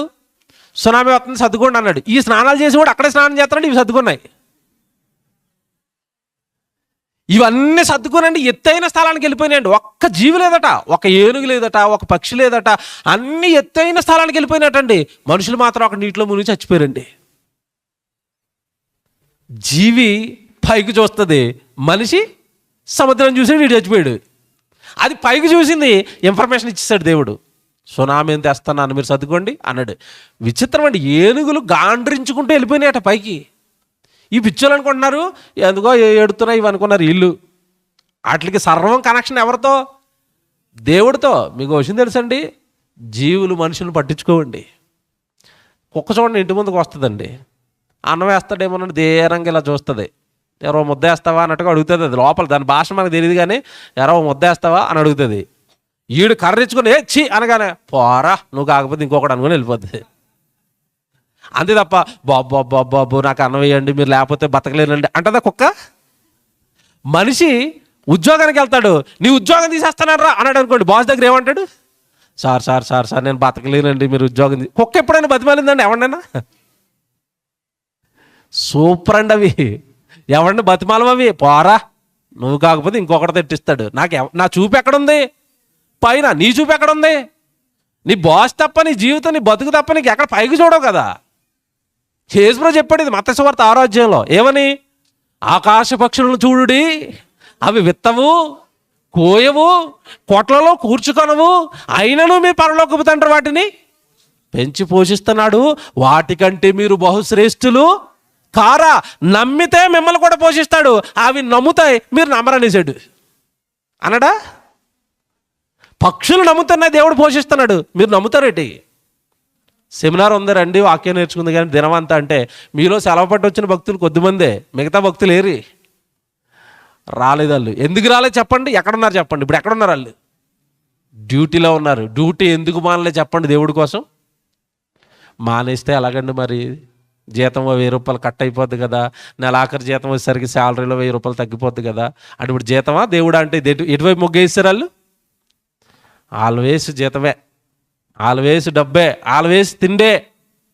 పక్షి, జీవి, సర్వజీవుల కన్నులు ఆయన వైపు చూచుచున్నవి. ఇప్పుడు చదవండి ఎంత బాగా అర్థమవుతుంది అది. 15వ వచనం, సర్వజీవుల కన్నులు నీ వైపు చూచుచున్నవి, తగిన కాలమందు నీవు వాటికి ఆహారం ఇచ్చుదువు, నీవు గుప్పిలిని విప్పి ప్రతి జీవి కోరికను తృప్తి పరచుచున్నావు. అంటే దానికి ఏదైనా కోరిక వస్తే ఆ కోరికను తీర్చుకోవడానికి ఎవరికి ప్రార్థన చేస్తుంది?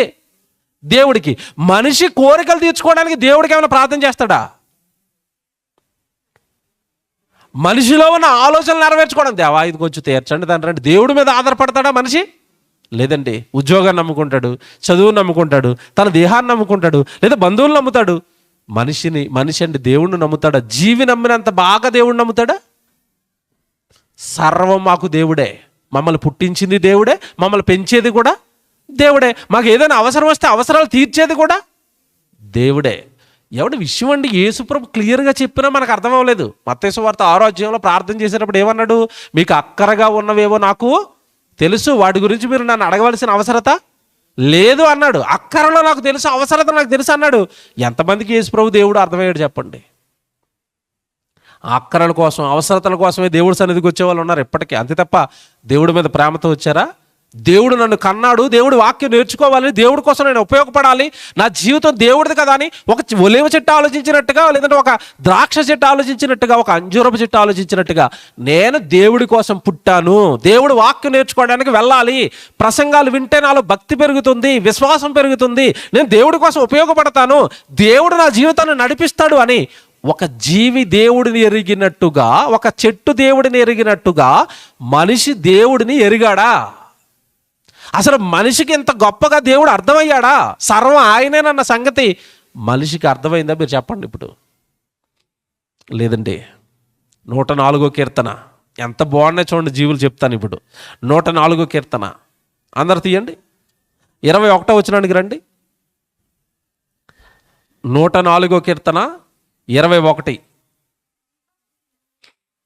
104 కీర్తన 21 అండి. సింహపు పిల్లలు వేట కొరకు గర్జించుచున్నవి, తమ ఆహారమును దేవుని చేతిలో నుండి తీసుకొన చూచుచున్నవి. సింహపు పిల్లట ఆహారం ఎవరు పెడతారని ఎదురు చూస్తుందట, వేటకు వెళుతుందట. వేటకు వెళ్ళేటప్పుడే అంటుందట, మాకు ఆహారాన్ని సిద్ధపరచు తండ్రి. సింహపు పిల్ల సింహమా? మళ్ళీ అడుగుతున్నాను, సింహపు పిల్ల సింహమా? సింహపు పిల్లకి ఆహారం పెట్టేది దేవుడు అని తెలుసు. మన పిల్లలకి తెలుసా? డాడీ నాకు ఆహారం తే, డాడీ నాకు బిర్యానీ తే, డాడీ నాకు బిస్కెట్లు కోను, డాడీ నాకు చాక్లెట్లు కోను. వీడికి మనం పెడుతున్నామని తెలుసు తప్ప దేవుడు పెడుతున్నాడని తెలుసా? ఆ జ్ఞానంలోనికి, ఆ భక్తిలోనికి మన పిల్లల్ని తెచ్చామా? సింహపు పిల్లలు, సింహపు పిల్ల అలాగే ఉంది అక్కడ. సింహపు పిల్లలు వేట కొరకు గర్జించుచున్నవి, తమ ఆహారమును దేవుని చేతిలో నుండి తీసుకొన చూచుచున్నవి. సింహపు పిల్లే కాదండి, భూమి మీద ఉన్న ప్రతి పిల్ల, ప్రతి జీవి, అప్పుడే పుట్టిన పిల్లకు కూడా మాకు కన్నది దేవుడే, మాకు ఆహారం పెట్టేది దేవుడే అని వాటికి తెలుసు. యోబు గ్రంథం ఇంకో మాట చూపిస్తుంది, ఇక్కడికి రావాలి మళ్ళా, ఇక్కడ చేపెట్టండి. యోబు గ్రంథం 38వ అధ్యాయం 41వ వచనం మీరు చూడండి. యోబు గ్రంథం 38వ అధ్యాయం 41వ వచనం. తిండు లేక తిరుగులాడుచు కాకి పిల్లలు, అబ్బా ఏ పిల్లలట, కాకి పిల్లలు దేవునికి మొరపెట్టినప్పుడు కాకికి ఆహారం సిద్ధపరచు వాడేవాడు. అలాగే ఉందా? గూట్లో ఉన్న కాకి పిల్లట దేవుడికి ప్రార్థన చేస్తుందట. ఏమని? మా అమ్మ కాకి వెళ్తుంది బయటికి ఆహారం తేడానికి, ఎవడో ఒకడో ఇంటి మీద బియ్యమో అన్నమో బయట మర్చిపోయేటట్టుగా చెయ్యి తండ్రి, మా అమ్మ వెళ్తుంది ఎగురుకుంటా, దానికి ఆహారం దొరకలేదంటే మా కడుపు మాడిపోద్దని అమ్మని బయటికి పంపించి ఈ ప్రార్థన కూటం పెట్టే గూట్లో. ఏమి కాకులు. మనం బయటికి వెళ్ళినప్పుడు ఎప్పుడైనా మన పిల్లలు ఇంట్లో ప్రార్థన చేస్తారా మన కోసం? బాగా ఆలోచించుకోండి మీరు. కాకి పిల్లలు, కాకి పిల్లలు, కాకి పిల్లలు ఏంటండి బాబు? బైబిలు పిల్లలకు కూడా దేవుడు తెలుసట. కాకికి దేవుడు తెలుసు, కాకి పిల్లకి దేవుడు తెలుసు, సింహానికి దేవుడు తెలుసు, సింహపు పిల్లలకి దేవుడు తెలుసు, కోడికి దేవుడు తెలుసు, కోడి పిల్లలకి దేవుడు తెలుసు. సృష్టిలో ఉన్న అప్పుడే పుట్టిన ప్రతి జీవికి ఎవరు తెలుస్తున్నారు? దేవుడు. ప్రార్థన ఎవరికి చేస్తున్నాయి? దేవుడికి. ఏం మాట్లాడవి?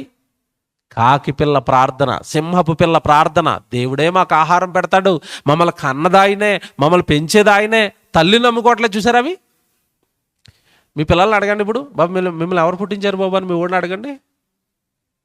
మా అమ్మ నాన్నలు చాలా కష్టపడి కన్నారు, మా అమ్మ నవమాసాలు మోసింది, మా నాన్న రెక్కలు ముక్కలు చేసుకుని నన్ను పెంచాడు, మాతృదేవో భవ, పితృదేవో భవ, ఆ తర్వాత పాఠాలు చెప్పినందుకు ఆచార్య దేవో భవ, ఆ తర్వాత మా ఇంటికి వచ్చి అప్పుడప్పుడు చికెన్ ముక్కలు తిని వెళ్ళిపోయినందుకు అతిథి దేవో భవ. అంతే కదా, అతిథులు ఎందుకు వస్తారు? మీ ఇంటికి వచ్చి బిర్యానీ తిని వెళ్ళిపోయినోడు కూడా మీకు దేవుడే. ఆ బిర్యానీని పెట్టినోడు, తల్లిని చేసినోడు, తండ్రిని చేసినోడు, ఆ ముక్క నోట్లోకి వెళ్తుందంటే ఆ కోడిని చేసినోడు ఆయన. అసలైన ఆయన. ఆయనకి విలువిచ్చిందండి సమాజం. ఆయనకి ఎన్నో ర్యాంక్ ఇచ్చిందో తెలుసా లోకం. ఫస్ట్ ఎవరట? మాతృదేవో భవ. ఫస్ట్ ర్యాంక్ ఎవరికి ఇచ్చేద్దాం? తల్లి. నెక్స్ట్ రెండో ప్రైజ్ పితృదేవో భవ. రెండో ప్రైజ్ ఈయనకి ఇచ్చేయండి, ఆవిడకి బంగారం ఇవ్వండి, ఈయనకి వెండిది ఇవ్వండి. Very good. మూడో ప్రైజ్ ఎవరికి? వాళ్ళు నేర్పాడు. ఆచార్య దేవో భవ. ఏమన్నా మరి సిల్వర్దో లేదంటే ఇత్తడిదో పట్టుకెళ్ళి ఈయనకి ఇచ్చేయండి మూడోది. తర్వాత అతిథి దేవో భవ, మిగిలిపోయిన ఎనప ముక్కలు ఏమైనా ఉంటే ఈయనకి ఇచ్చేయండి. 4వ ప్రైజు. చివరికి వచ్చాడండి ఈయన ఎవరు? తల్లి, తండ్రి, గురువు, దైవం. చివరట 4. ఎవడు ప్రైజులు ఇచ్చేటప్పుడు ఫస్ట్, సెకండ్, థర్డ్ ఇస్తారు కానీ 4th ప్రైజ్ ఇస్తారండి ఎవరైనా? అంటే చివరికి దేవుడికి ప్రైజ్ ఇచ్చిందా లోకం? తల్లికట ఫస్ట్, సెకండ్ తండ్రికట, 3 గురువు కట, దేవుడికి ప్రైజులు లేవట, 4వ స్థానం అట. ఎంత దారుణం అండి! ఏమంటే ప్రకృతిలో ఉన్న ప్రతిదీ కూడా ఆయనకి మొదటి స్థానం ఇచ్చాయి. అమ్మను బయటికి పంపుతూ మా అమ్మ అండి మమ్మల్ని పోషిస్తుంది అంటుందా? కాకిపిల్ల దేవుడు ఆడతాడు మాకు అంటుందా? కాకిపిల్ల దేవుడు అంటుంది, సింహపు పిల్ల దేవుడు అంటుంది, మనిషి పిల్లలు అంటారు అలాగా? సృష్టి ఎరిగిందా మనం ఎరిగామో చెప్పండి? ఇప్పుడు దేవుడిని బాగా సృష్టి ఎరిగింది. ఇవి కేవలం బాగా వినండి, బాగా వినాలి ఇక్కడి నుంచి. దేవుడిని ఎరగటమే కాకుండా దేవుడు చెప్పింది చెప్పినట్లుగా చేయడానికి ముందుంటాయండి ఇవి. ఏవి? జీవులు. 4వ కీర్తన, 104వ కీర్తనకు వచ్చేయండి. 104వ కీర్తనకు వచ్చేయండి. 104వ కీర్తనకు వచ్చేయండి. 27 చూద్దాం. 104వ కీర్తన 27, 28 జాగ్రత్తగా రాసుకోవాలి 2 వచనాలు. కీర్తనల గ్రంథం 104వ కీర్తన 27. తగిన కాలమందు నీవు వాటికి ఆహారం ఇచ్చేదవని ఇవన్నీ నీ దయ కొరకు కనిపెట్టుచున్నవి. జీవులన్నీ ఎవరి దయ కోసమట? దేవుని దయ కోసం కనిపెడుతున్నాయట. నెక్స్ట్, నీవు వాటిని పెట్టున్నది అవి కూర్చుకొనును, నీవు గుప్పిలి విప్పగా అవి మంచి వాటిని తిని తృప్తిపరచబడును. నువ్వు ఏది పెడతా తింటాయట. దేవుడు ఏది పెడతాడని ఎదురు చూస్తున్నాయట. తిని వాటితో ఏమవుతున్నాయట? అవి తృప్తిపరచబడుతున్నాయి. 29, నీవు ముఖమును మరుగు చేసుకొనగా అవి కలతపడును. నాకు ఈ మాట నన్ను కలిసివేసిందండి. ఇవి జీవులట దేవుడికి ప్రార్థన చేస్తాయట. దేవుడు గనక తన ముఖాన్ని మరుగు చేసుకుంటే జీవుల్లో ఏం ప్రారంభమవుతట? కలత. ఇదేంటి దేవుడికి ప్రార్థన చేస్తాను 2 రోజుల నుంచి మాకు ఆహారం పెట్టడం లేదు, దేవుడు మా మీద ఏమైనా కోపడ్డా, దేవుడికి మేమేమైనా నచ్చలేదా, మా జీవితం ఏమైనా దేవుడికి నచ్చటం లేదా, మేమేమైనా తప్పు చేసామనని జీవులట దేవుడు సమాధానం ఇవ్వకపోతే అవి ఏమైపోతున్నాయట? కలత, కలత, కలత. జాగ్రత్తగా వినాలి. మీరు బైబిల్ పట్టుకున్న వాళ్ళు, బాప్తిసం తీసుకున్న వాళ్ళందరూ, మీరు బాప్తిసం తీసుకున్నారు, దేవుడి దగ్గరకు వస్తున్నారు, రోజు ప్రార్థనలు చేస్తున్నారు. మీ ప్రార్థనకి ఎప్పుడైనా సమాధానం రానప్పుడు మీలో కలత వచ్చిందా దేవుడి విషయమై? ఎందుకోనండి దేవుడు నన్ను పట్టించుకోవటం లేదు, దేవుడు నా మొర వినటం లేదు, నా జీవితంలో ఆనందకరమైన క్షణాలేమి దేవుడి పనిలో నాకు రావటం లేదు, దేవుడు నన్ను ఏమైనా విడిచిపెట్టాడేమో, దేవుడు నన్ను ఏమైనా ప్రేమించటం లేదేమో, నా తప్పులు నా పాపాలు దేవుడికి ఏమైనా అడ్డుగా మారిపోయాయేమో, దేవుడు నన్ను ఏమైనా దూరం పెట్టాడేమో. ఎప్పుడైనా మనిషిలో ఈ రకమైన కలత ఉంటుందండి. దేవుడు నన్ను దూరం పెట్టాడేమో అన్న కలత ఉంటుందా? బాధపడతాడా? ఆశ్చర్యపోయినండి సంగతి చదివి నేను. దేవుడు తన ముఖమును మరుగు చేసుకొనగా ఆ ఆటి మనస్సుల్లో వాటికి ఏమొచ్చేసిందట? కలత, కలత. దేవుడు మా మొర వినటం లేదు, దేవుడు మా మొర వినటం లేదు, దేవుడు మాకు సమాధానం ఇవ్వటం లేదు, దేవుడు మమ్మల్ని పట్టించుకోవటం లేదని జీవులలో కలతట, జీవులలో కలతట. ఏమంటే నిజంగా ఓపెన్గా దేవుడి సన్నిధిలో ఉన్నారే, మీ హృదయాన్ని దేవుడి ముందు కొమ్మరించండి. నేను నిజంగా ఎప్పుడైనా దేవుడి విషయంలో ఇలా కలతపడ్డానా? దేవుడు నన్ను ఏమైనా దూరం చేశాడా? దేవుడు నాకేమైనా దూరంగా ఉంటున్నాడా? నా పాపాలు కానీ, నా నేరాలు కానీ, నా ప్రవర్తన కానీ దేవుడికి ఏమైనా నచ్చటం లేదా? ఒకప్పుడు నా జీవితంలో దేవుడి పక్షాన చాలా సంతోషకరమైన వార్తలు నా జీవితంలో ఉండేవి, ఇప్పుడు అలాంటివి ఇవేమి కలగటం లేదేంటి? అంటే దేవుడు నన్ను ఏమైనా విడిచిపెట్టేశాడా? మీకు సంగతి తెలుసండి, దేవుడు విడిచిపెట్టాడన్న సంగతి దేవుడితో మమేకమైపోయిన వాడికి అర్థమవుతుంది. అందరికీ అర్థమవుతుంది. ఈ ఫీలింగ్ అందరికీ రాదు, ఈ భావన అందరికీ రాదు. జీవుల్లోకి వచ్చింది. ఆయన ముఖాన్ని మరుగు చేసుకుంటే భూమి మీద ఉన్న జీవులకి ఏమొస్తుందట?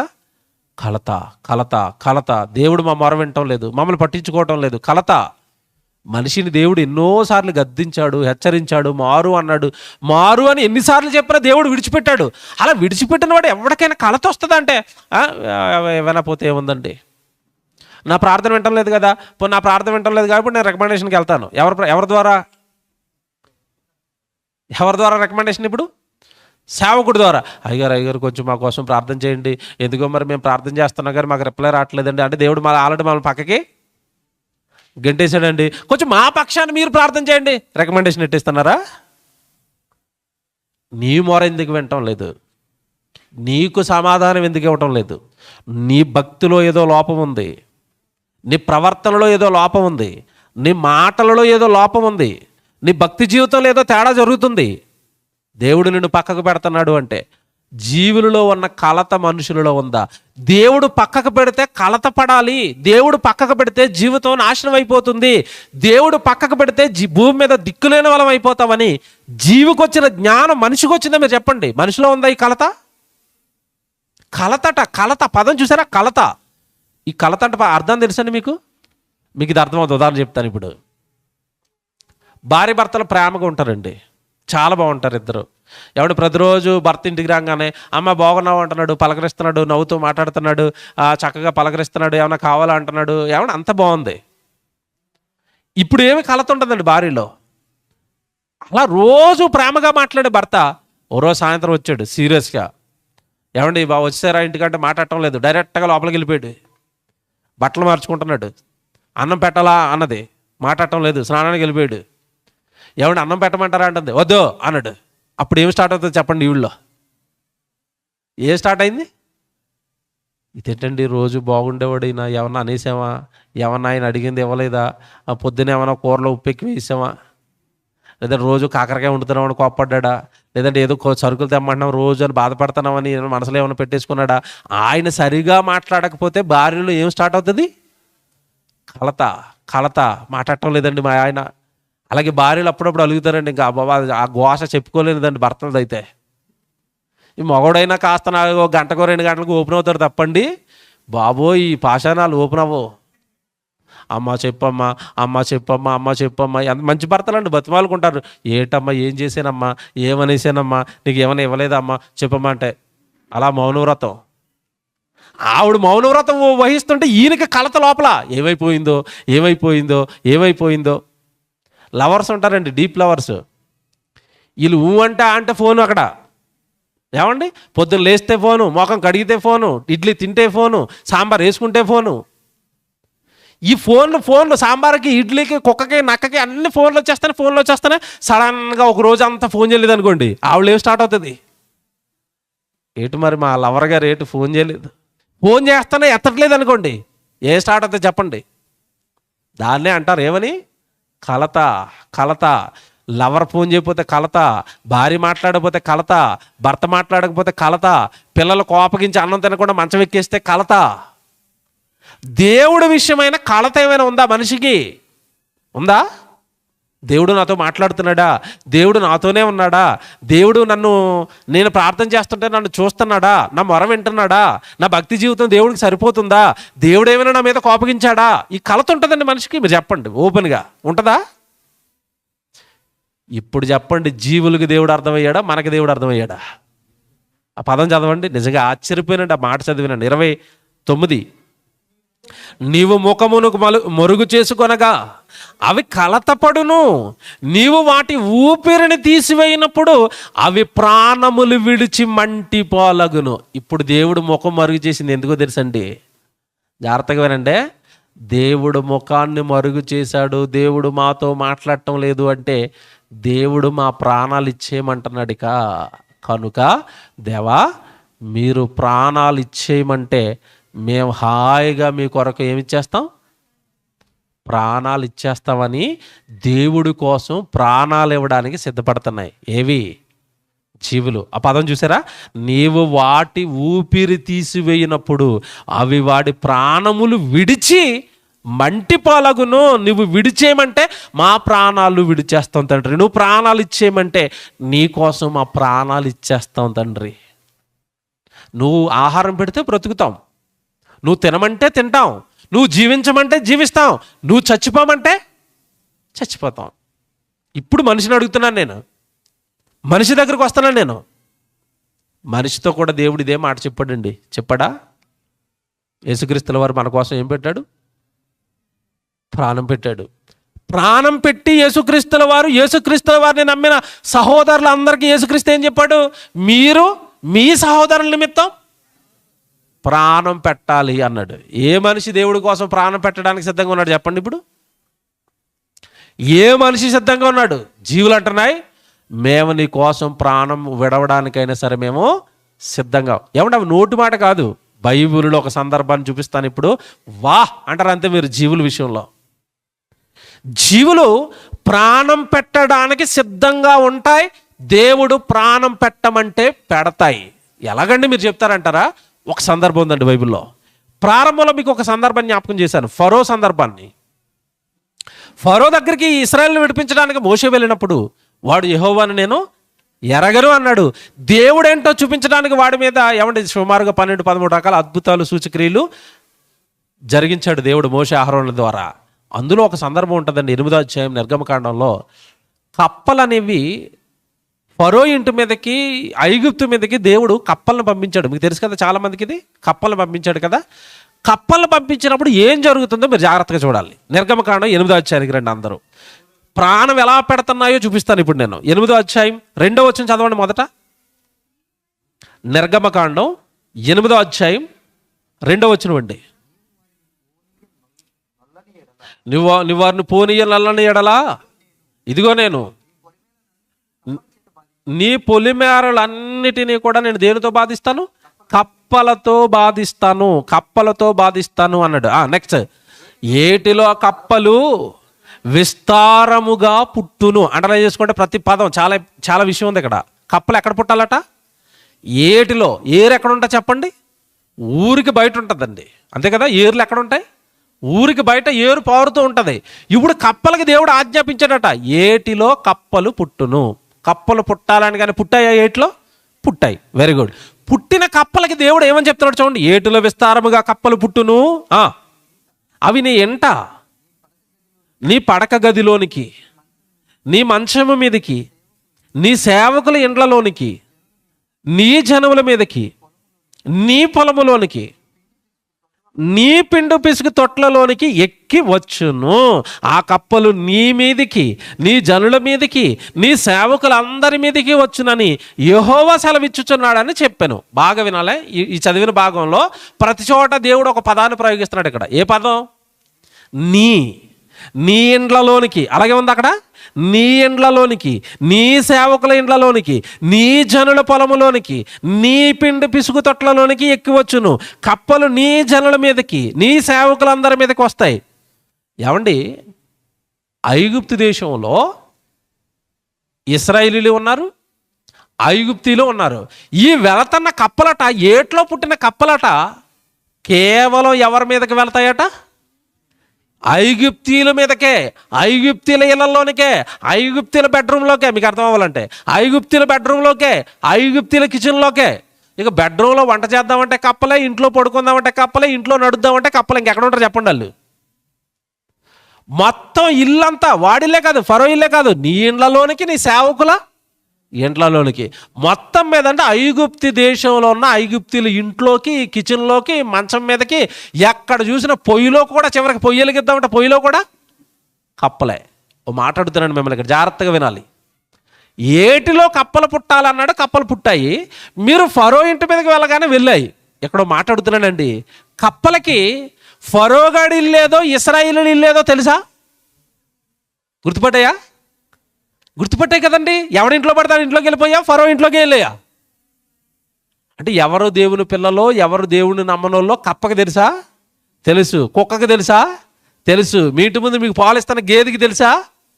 మీరు నమ్మకుండా ప్రతిరోజు పాలు బగ్గెట్టుకుని దాని దగ్గరికి వెళ్తే అది అనుకుంటుంది, దుర్మార్గుడా, దుష్టుడా, దేవుణ్ణి నమ్మవురా, దేవుడిచ్చినవన్నీ అనుభవిస్తున్నావరా, రోజు నా పాలు తాగేస్తున్నావరా, మీ నాన్న ఎవరో తెలుసుకోరా, తర్వాత తాగరా పాలు, హ్యాపీగా ఇస్తాను, ఇంకో లీటర్ ఎక్స్ట్రా నీకు అంటది అది లోపల. జీవులకి దేవుడు నమ్మిన వారు ఎవరో, నమ్మని వారు ఎవరో తెలుసండి. ఐగుప్తీల ఇంట్లోకి వెళ్ళాలన్నప్పుడు కప్పలు కరెక్ట్గా ఐగుప్తీల ఇంట్లోకి వెళ్ళే తప్ప ఏ ఇశ్రాయేలు ఇంట్లోకన్నా వెళ్ళాయా? వెళ్ళలేదండి. ఐడెంటిఫై చేసాయి ఎవరు దేవుని పిల్లలో. ఇప్పుడు మాట్లాడుతున్నాను నేను. పుట్టమంటే ఎక్కడ పుట్టాయి? ఏట్లో పుట్టాయి. వెళ్ళమంటే ఎక్కడికి వెళ్ళాయి? ఫరో ఇంట్లోకి మాత్రమే, వాళ్ళ ప్రజల ఇంట్లోకి మాత్రమే వెళ్ళాలి.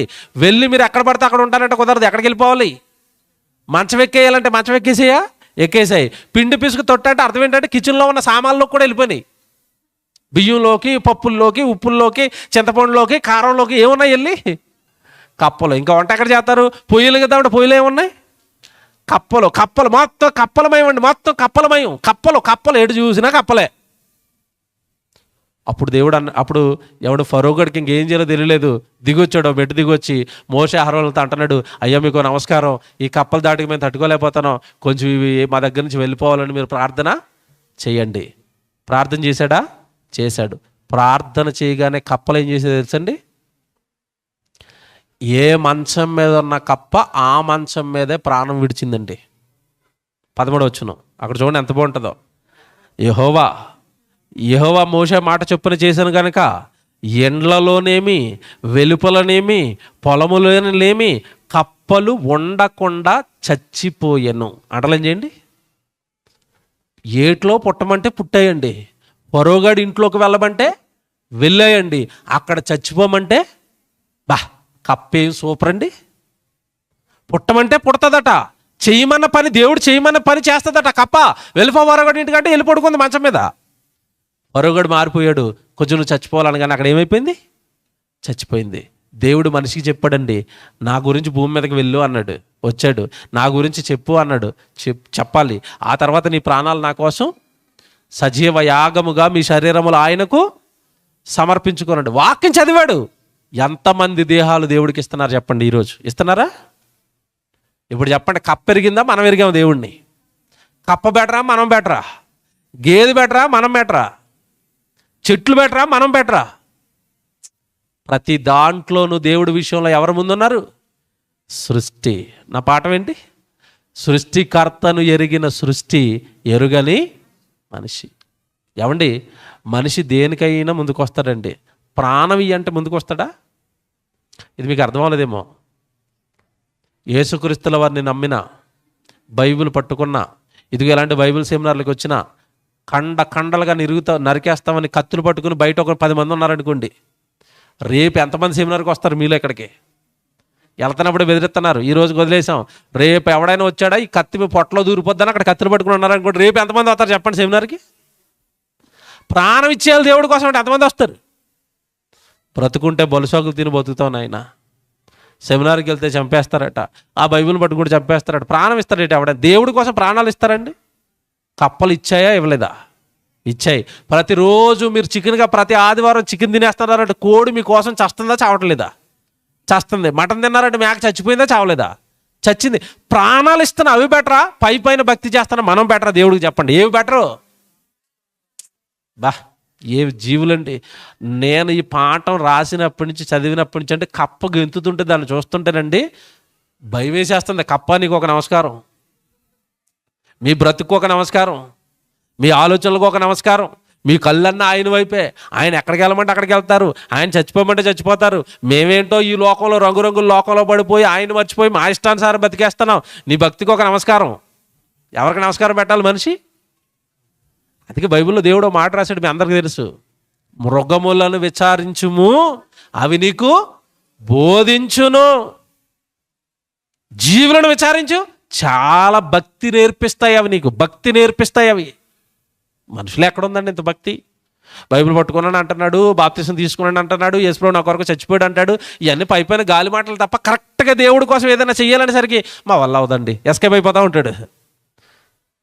పుట్టమంటే పుట్టాయి కప్ప, వెళ్ళమంటే వెళ్ళాయి, చచ్చిపోమంటే మీరు ఏ ఆజ్ఞ చేస్తే అదే ప్రభా, మాకు రెండో ఆలోచన ఏం లేదు, మీరు ఏం చేయమంటే అది చేస్తాం. మనిషి అలాగ ఉన్నాడా చెప్పండి? ఆ భక్తికి వచ్చాడా? ఒకవేళ ఆ భక్తికి వస్తే వినబడుతున్న ప్రతి ప్రసంగం ప్రకారం బ్రతుకుతాడా? బ్రతకడా? మీకు మాట్లాడుతానండి, ఇప్పుడు జనాలుగా మాట్లాడుకుందాం. లాక్ చేస్తానండి ఇప్పుడు మిమ్మల్ని. మీరు దేవుడు నమ్మారా? నమ్మారా? నమ్మారా? నమ్మారు. ఇప్పుడు దేవుడు ఏం చెప్పినా చేస్తారా? కప్పలాగా చేస్తారా? చేస్తానని వాళ్ళు చేయొద్దండి, ఆలోచించి చేయెత్తుకోండి. చేస్తారు కదా. ఓ ప్రశ్న వేస్తున్నాను. తొలి శతాబ్దంలోని అపోస్తులు ప్రసంగాలు చేస్తే సేవ నిమిత్తం సేవ విస్తరించడానికి వాళ్ళ చరస్థిరాస్తులు అమ్మేసి దేవుడు పాదాల దగ్గర పెట్టారు. ఇది మేము నమ్ముతున్నామన్న వాళ్ళు చేయొద్దండి. ఇప్పుడు చేస్తారా? అది మీరు రేపు వచ్చేటప్పుడు దస్తావేజులు పట్టుకుని వచ్చేయండి. ఏవి? మీ స్థిరాస్తులు ఇవి. నమ్మేమన్నారు కదా, మరేవి స్థిరాస్తులు వద్దు. సెమినార్ జరుగుతుంది 2,000 ఇమ్మంటే ఎంతమంది ఇస్తారు చెప్పండి? ముక్కుతూ మూలుగుతూ 500 రాసుకోండి అన్న. షాపింగ్స్కి అయితే 1000 ఖర్చు పెడతారు, ఇంట్లో కార్యక్రమాలకైతే లక్షలు ఖర్చు పెడతారు.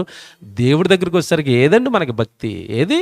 అందరూ తలుచుకుంటే బెంగళూరు మహాపట్నంలో ఎలాంటి కార్యక్రమాలు ఎన్ని అవుతాయి, ఎన్ని కార్యక్రమాలు అవుతాయి, ఎన్ని సభలు అవుతాయి, ఎన్ని సెమినార్లు అవుతాయి, ఎంతమందికి జ్ఞానం వెళుతుంది, ఎంతమంది మారిపోతారు.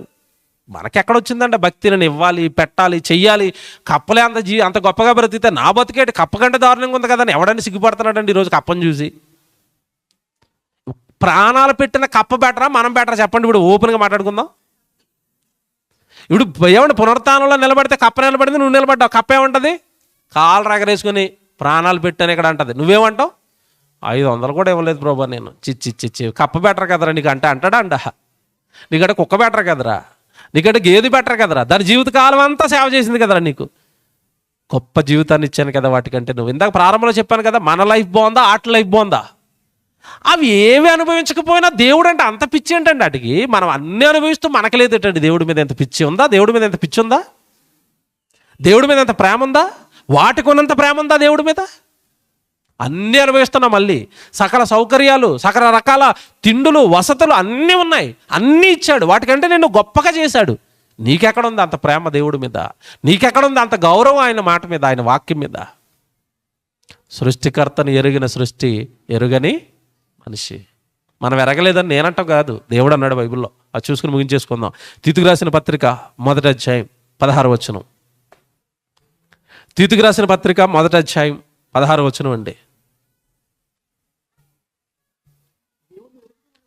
తీతుకు రాసిన పత్రిక 1వ అధ్యాయం 16వ వచనం. దేవుడిని ఎరుగుదామని వారు చెప్పుకొందురు కానీ, ఏంటంటే ఇది దేవుడిని ఎరుగుదామని చెప్పిన వాళ్ళందరూ దేవుడికి ఎవరట? అసహ్యం మీరంటే నాకు. అవిధేయులు, ప్రతి సత్కార్యము విషయమై భ్రష్టులై ఉన్నారు, అందుకని మీరంటే నాకు అసహ్యం. సత్కార్యం అంటే సువార్త పని, సభలు, సెమినార్లు, దైవ కార్యక్రమాలు, వీటి విషయంలోనట భ్రష్టులట, ముందుకు రారట, చెయ్యరట, ఎవరట, సహాయం చేయరట, దేవుడు పనికి రారట. మరి దేవుడిని ఎరిగారంటే ఏమని చెప్తున్నారట? దేవుడు నమ్ముకున్నారా? నమ్మేశాం. సువార్తకు వస్తారా? రాము. దేవుడు నమ్ముకున్నారా? నమ్ముకున్నాం. సభ జరుగుతుంది, ఏమైనా సాయం చేస్తారా? ఇవ్వం. దేవుడు నమ్ముకున్నారా? నమ్ముకున్నారు. ఏమంటే సువార్త పనికి సాయంత్రం సభ దగ్గర ఏవో ఏర్పాట్లు జరుగుతున్నాయి, స్టేజ్లు వేయాలి, లైట్లు కట్టాలి, బ్యానర్లు కట్టాలి, పనికి వస్తారా? రాము. దేవుడు నమ్ముకున్నారా? నమ్మేశాం. ఇప్పుడు నమ్మారా? నమ్మినట్టుగా నాటకాలు ఆడుతున్నారు చెప్పండి. ఇప్పుడు నేనంటం లేదు ఈ మాట. బైబిల్ బాగా చదవండి. 16వ వచనం మళ్ళీ చదువుతాను. దేవుడిని ఎరుగుదామని వారు చెప్పుకుంటున్నారు, నోటుతో చెప్తున్నారు, క్రియల రూపంలోకి వచ్చేసరికి దేవుడు ఎవరో మాకు తెలియదు. ఇప్పుడు జీవులు మాటల దగ్గర అయ్యాయా, క్రియలోకి వెళ్ళాయా? మీకు అర్థమైందా? కప్ప పుట్టమంటే పుట్టింది, వెళ్ళమంటే వెళ్ళింది, చచ్చిపోమంటే చచ్చిపోయింది. క్రియలు చేస్తున్నాయా, మాటలు చెప్తున్నాయా? మాటలు చెప్తున్నాయి. మనం ఏమంటాం? దేవుడు నమ్మారా? నమ్మారు. దేవుడికి ఏం చేస్తున్నారు? స్తోత్రాలు చెప్తున్నాం. ఏ స్తోత్రాలు? గదిలో కూర్చొని ఏమిటి ఏ ఇబ్బంది లేకుండా మోకాళ్ళు వేసి దేవా స్తోత్రం, దేవా స్తోత్రం, దేవా స్తోత్రం. కొంతమంది ఈ మధ్యకాలంలో స్తోత్రాలు నాకు నోరు నొప్పి పడుతుందట, నీకు 1000 స్తోత్రాలు, అంకేస్తాను 1000 నువ్వు అనుకో. ఎలాగుంది? ఎరిగాడా? ఎరిగానని మాయలో ఉన్నాడా? మీరు చెప్పండి. ఇప్పుడు దేవుణ్ణి ఎరిగిన వాడు దేవుడు పని చేయాలి. మళ్ళీ చెప్తారండి వచనం ప్రకారం, వారు ప్రతి సత్కార్యము విషయములో భ్రష్టులనయుండి తమ క్రియల వలన ఆయనను ఎరగమన్నట్టుగా ఉన్నారు. నోటితో తెలుసు అని చెప్తున్నారు, దేవుడు నమ్ముకున్నామని చెప్తున్నారు, క్రియలు చేద్దామనేసరికి దూరం అయిపోతున్నారు. క్రియలతో చెప్తున్నారు మాకు తెలియదని, నోటితో ఏమంటున్నారు? తెలుసు అంటున్నారు. ఇప్పుడు నోటితో నువ్వు తెలుసు అనే భక్తి కావాలా, క్రియారూపకమైన భక్తి కావాలా దేవుడికి? మీకు అర్థమైంది కదా? ఇప్పుడు దేవుడిని ఎరిగిన సృష్టి, ఎరగని మనిషి. అది ఎరిగింది, ప్రార్థన చేస్తుంది, ఆయన వలన పెంచి పోషించబడుతుంది, ప్రాణాలు ఇవ్వమంటే ప్రాణాలు ఇస్తుంది. దేవుడు ఏ పని చెప్తే ఆ పని చేస్తుంది. మీరు నేను ఎలాగున్నాం? మీరు నేను ఏం చేస్తున్నాం? ఆలోచించుకోండి, ఆలోచించండి, బాగా ఆలోచించండి. నేను చెప్పాను ఈరోజు చెప్పిన ప్రసంగం బాగా ఆలోచించుకోండి. నెట్లో ఉంది, మళ్ళీ వినండి. మీ వాళ్ళందరికీ షేర్ చేయండి. నమ్మేవా నువ్వు దేవుణ్ణి? నిజంగా నమ్మిన భక్తేనా? క్రియారూపకమైన భక్తి ఉంటేనే దేవుడిని ఎరిగామన్నది దేవుని ఎదుట నీ క్రియలిచ్చే సాక్ష్యం. అబ్రహాము దేవుడిని నమ్మాడు. దేంతో నిరూపించుకున్నాడు? క్రియలతో. కుమారుని బలివ్వడానికి సిద్ధపడి దేవుడు మృతులను సైతం లేపుటకు శక్తిమంతుడు. క్రియతో చెప్పుకున్నాడు నేను విశ్వాసినని. నువ్వు నేను మాటతోనా? క్రియతో చెప్తావా దేవుడిని నమ్మానని? దేవుడిని ఎరిగాను అంటే క్రియలతో చెప్పు దేవుడిని నమ్మానని. ఈరోజు చూడండి, ఇక్కడ ఉన్న ఈ కళాశాల కానీ ఏమంటే ఇక్కడ ఉన్న పిల్లలు కానీ వేల రూపాయలు వాళ్ళ కష్టార్జితాన్ని ఖర్చు పెట్టి మేము దేవుడిని నమ్మాం అంటున్నారు. దేవుడి కోసం క్రియలు చేసి నువ్వేం చేస్తున్నావు? నువ్వేమో ఆలోచిస్తున్నావు దేవుడి కోసం? నీ గ్రామం చెడిపోయిందే, నీ చుట్టుపక్కల ఉన్న ప్రాంతాలు చెడిపోయాయే, దేవుడు నమ్మని వాళ్ళు అనేక మంది ఉన్నారే. ఈ జ్ఞానం తెలియక అనేక ఆత్మలు నరకానికి వెళ్ళిపోతారే. నీ బంధువులు, నీ ఫ్రెండ్స్లో వాళ్ళ రక్షణార్థమై నువ్వేం క్రియలు పెడుతున్నావు, నువ్వేం ఆలోచిస్తున్నావు? అప్పుడను నేను దేవుడు నమ్మానని. కనుక మనం ఎరిగామా? సృష్టి ఎరిగిందా దేవుడిని బాగా అంటే సృష్టి దేవుడిని బాగా ఎరిగింది.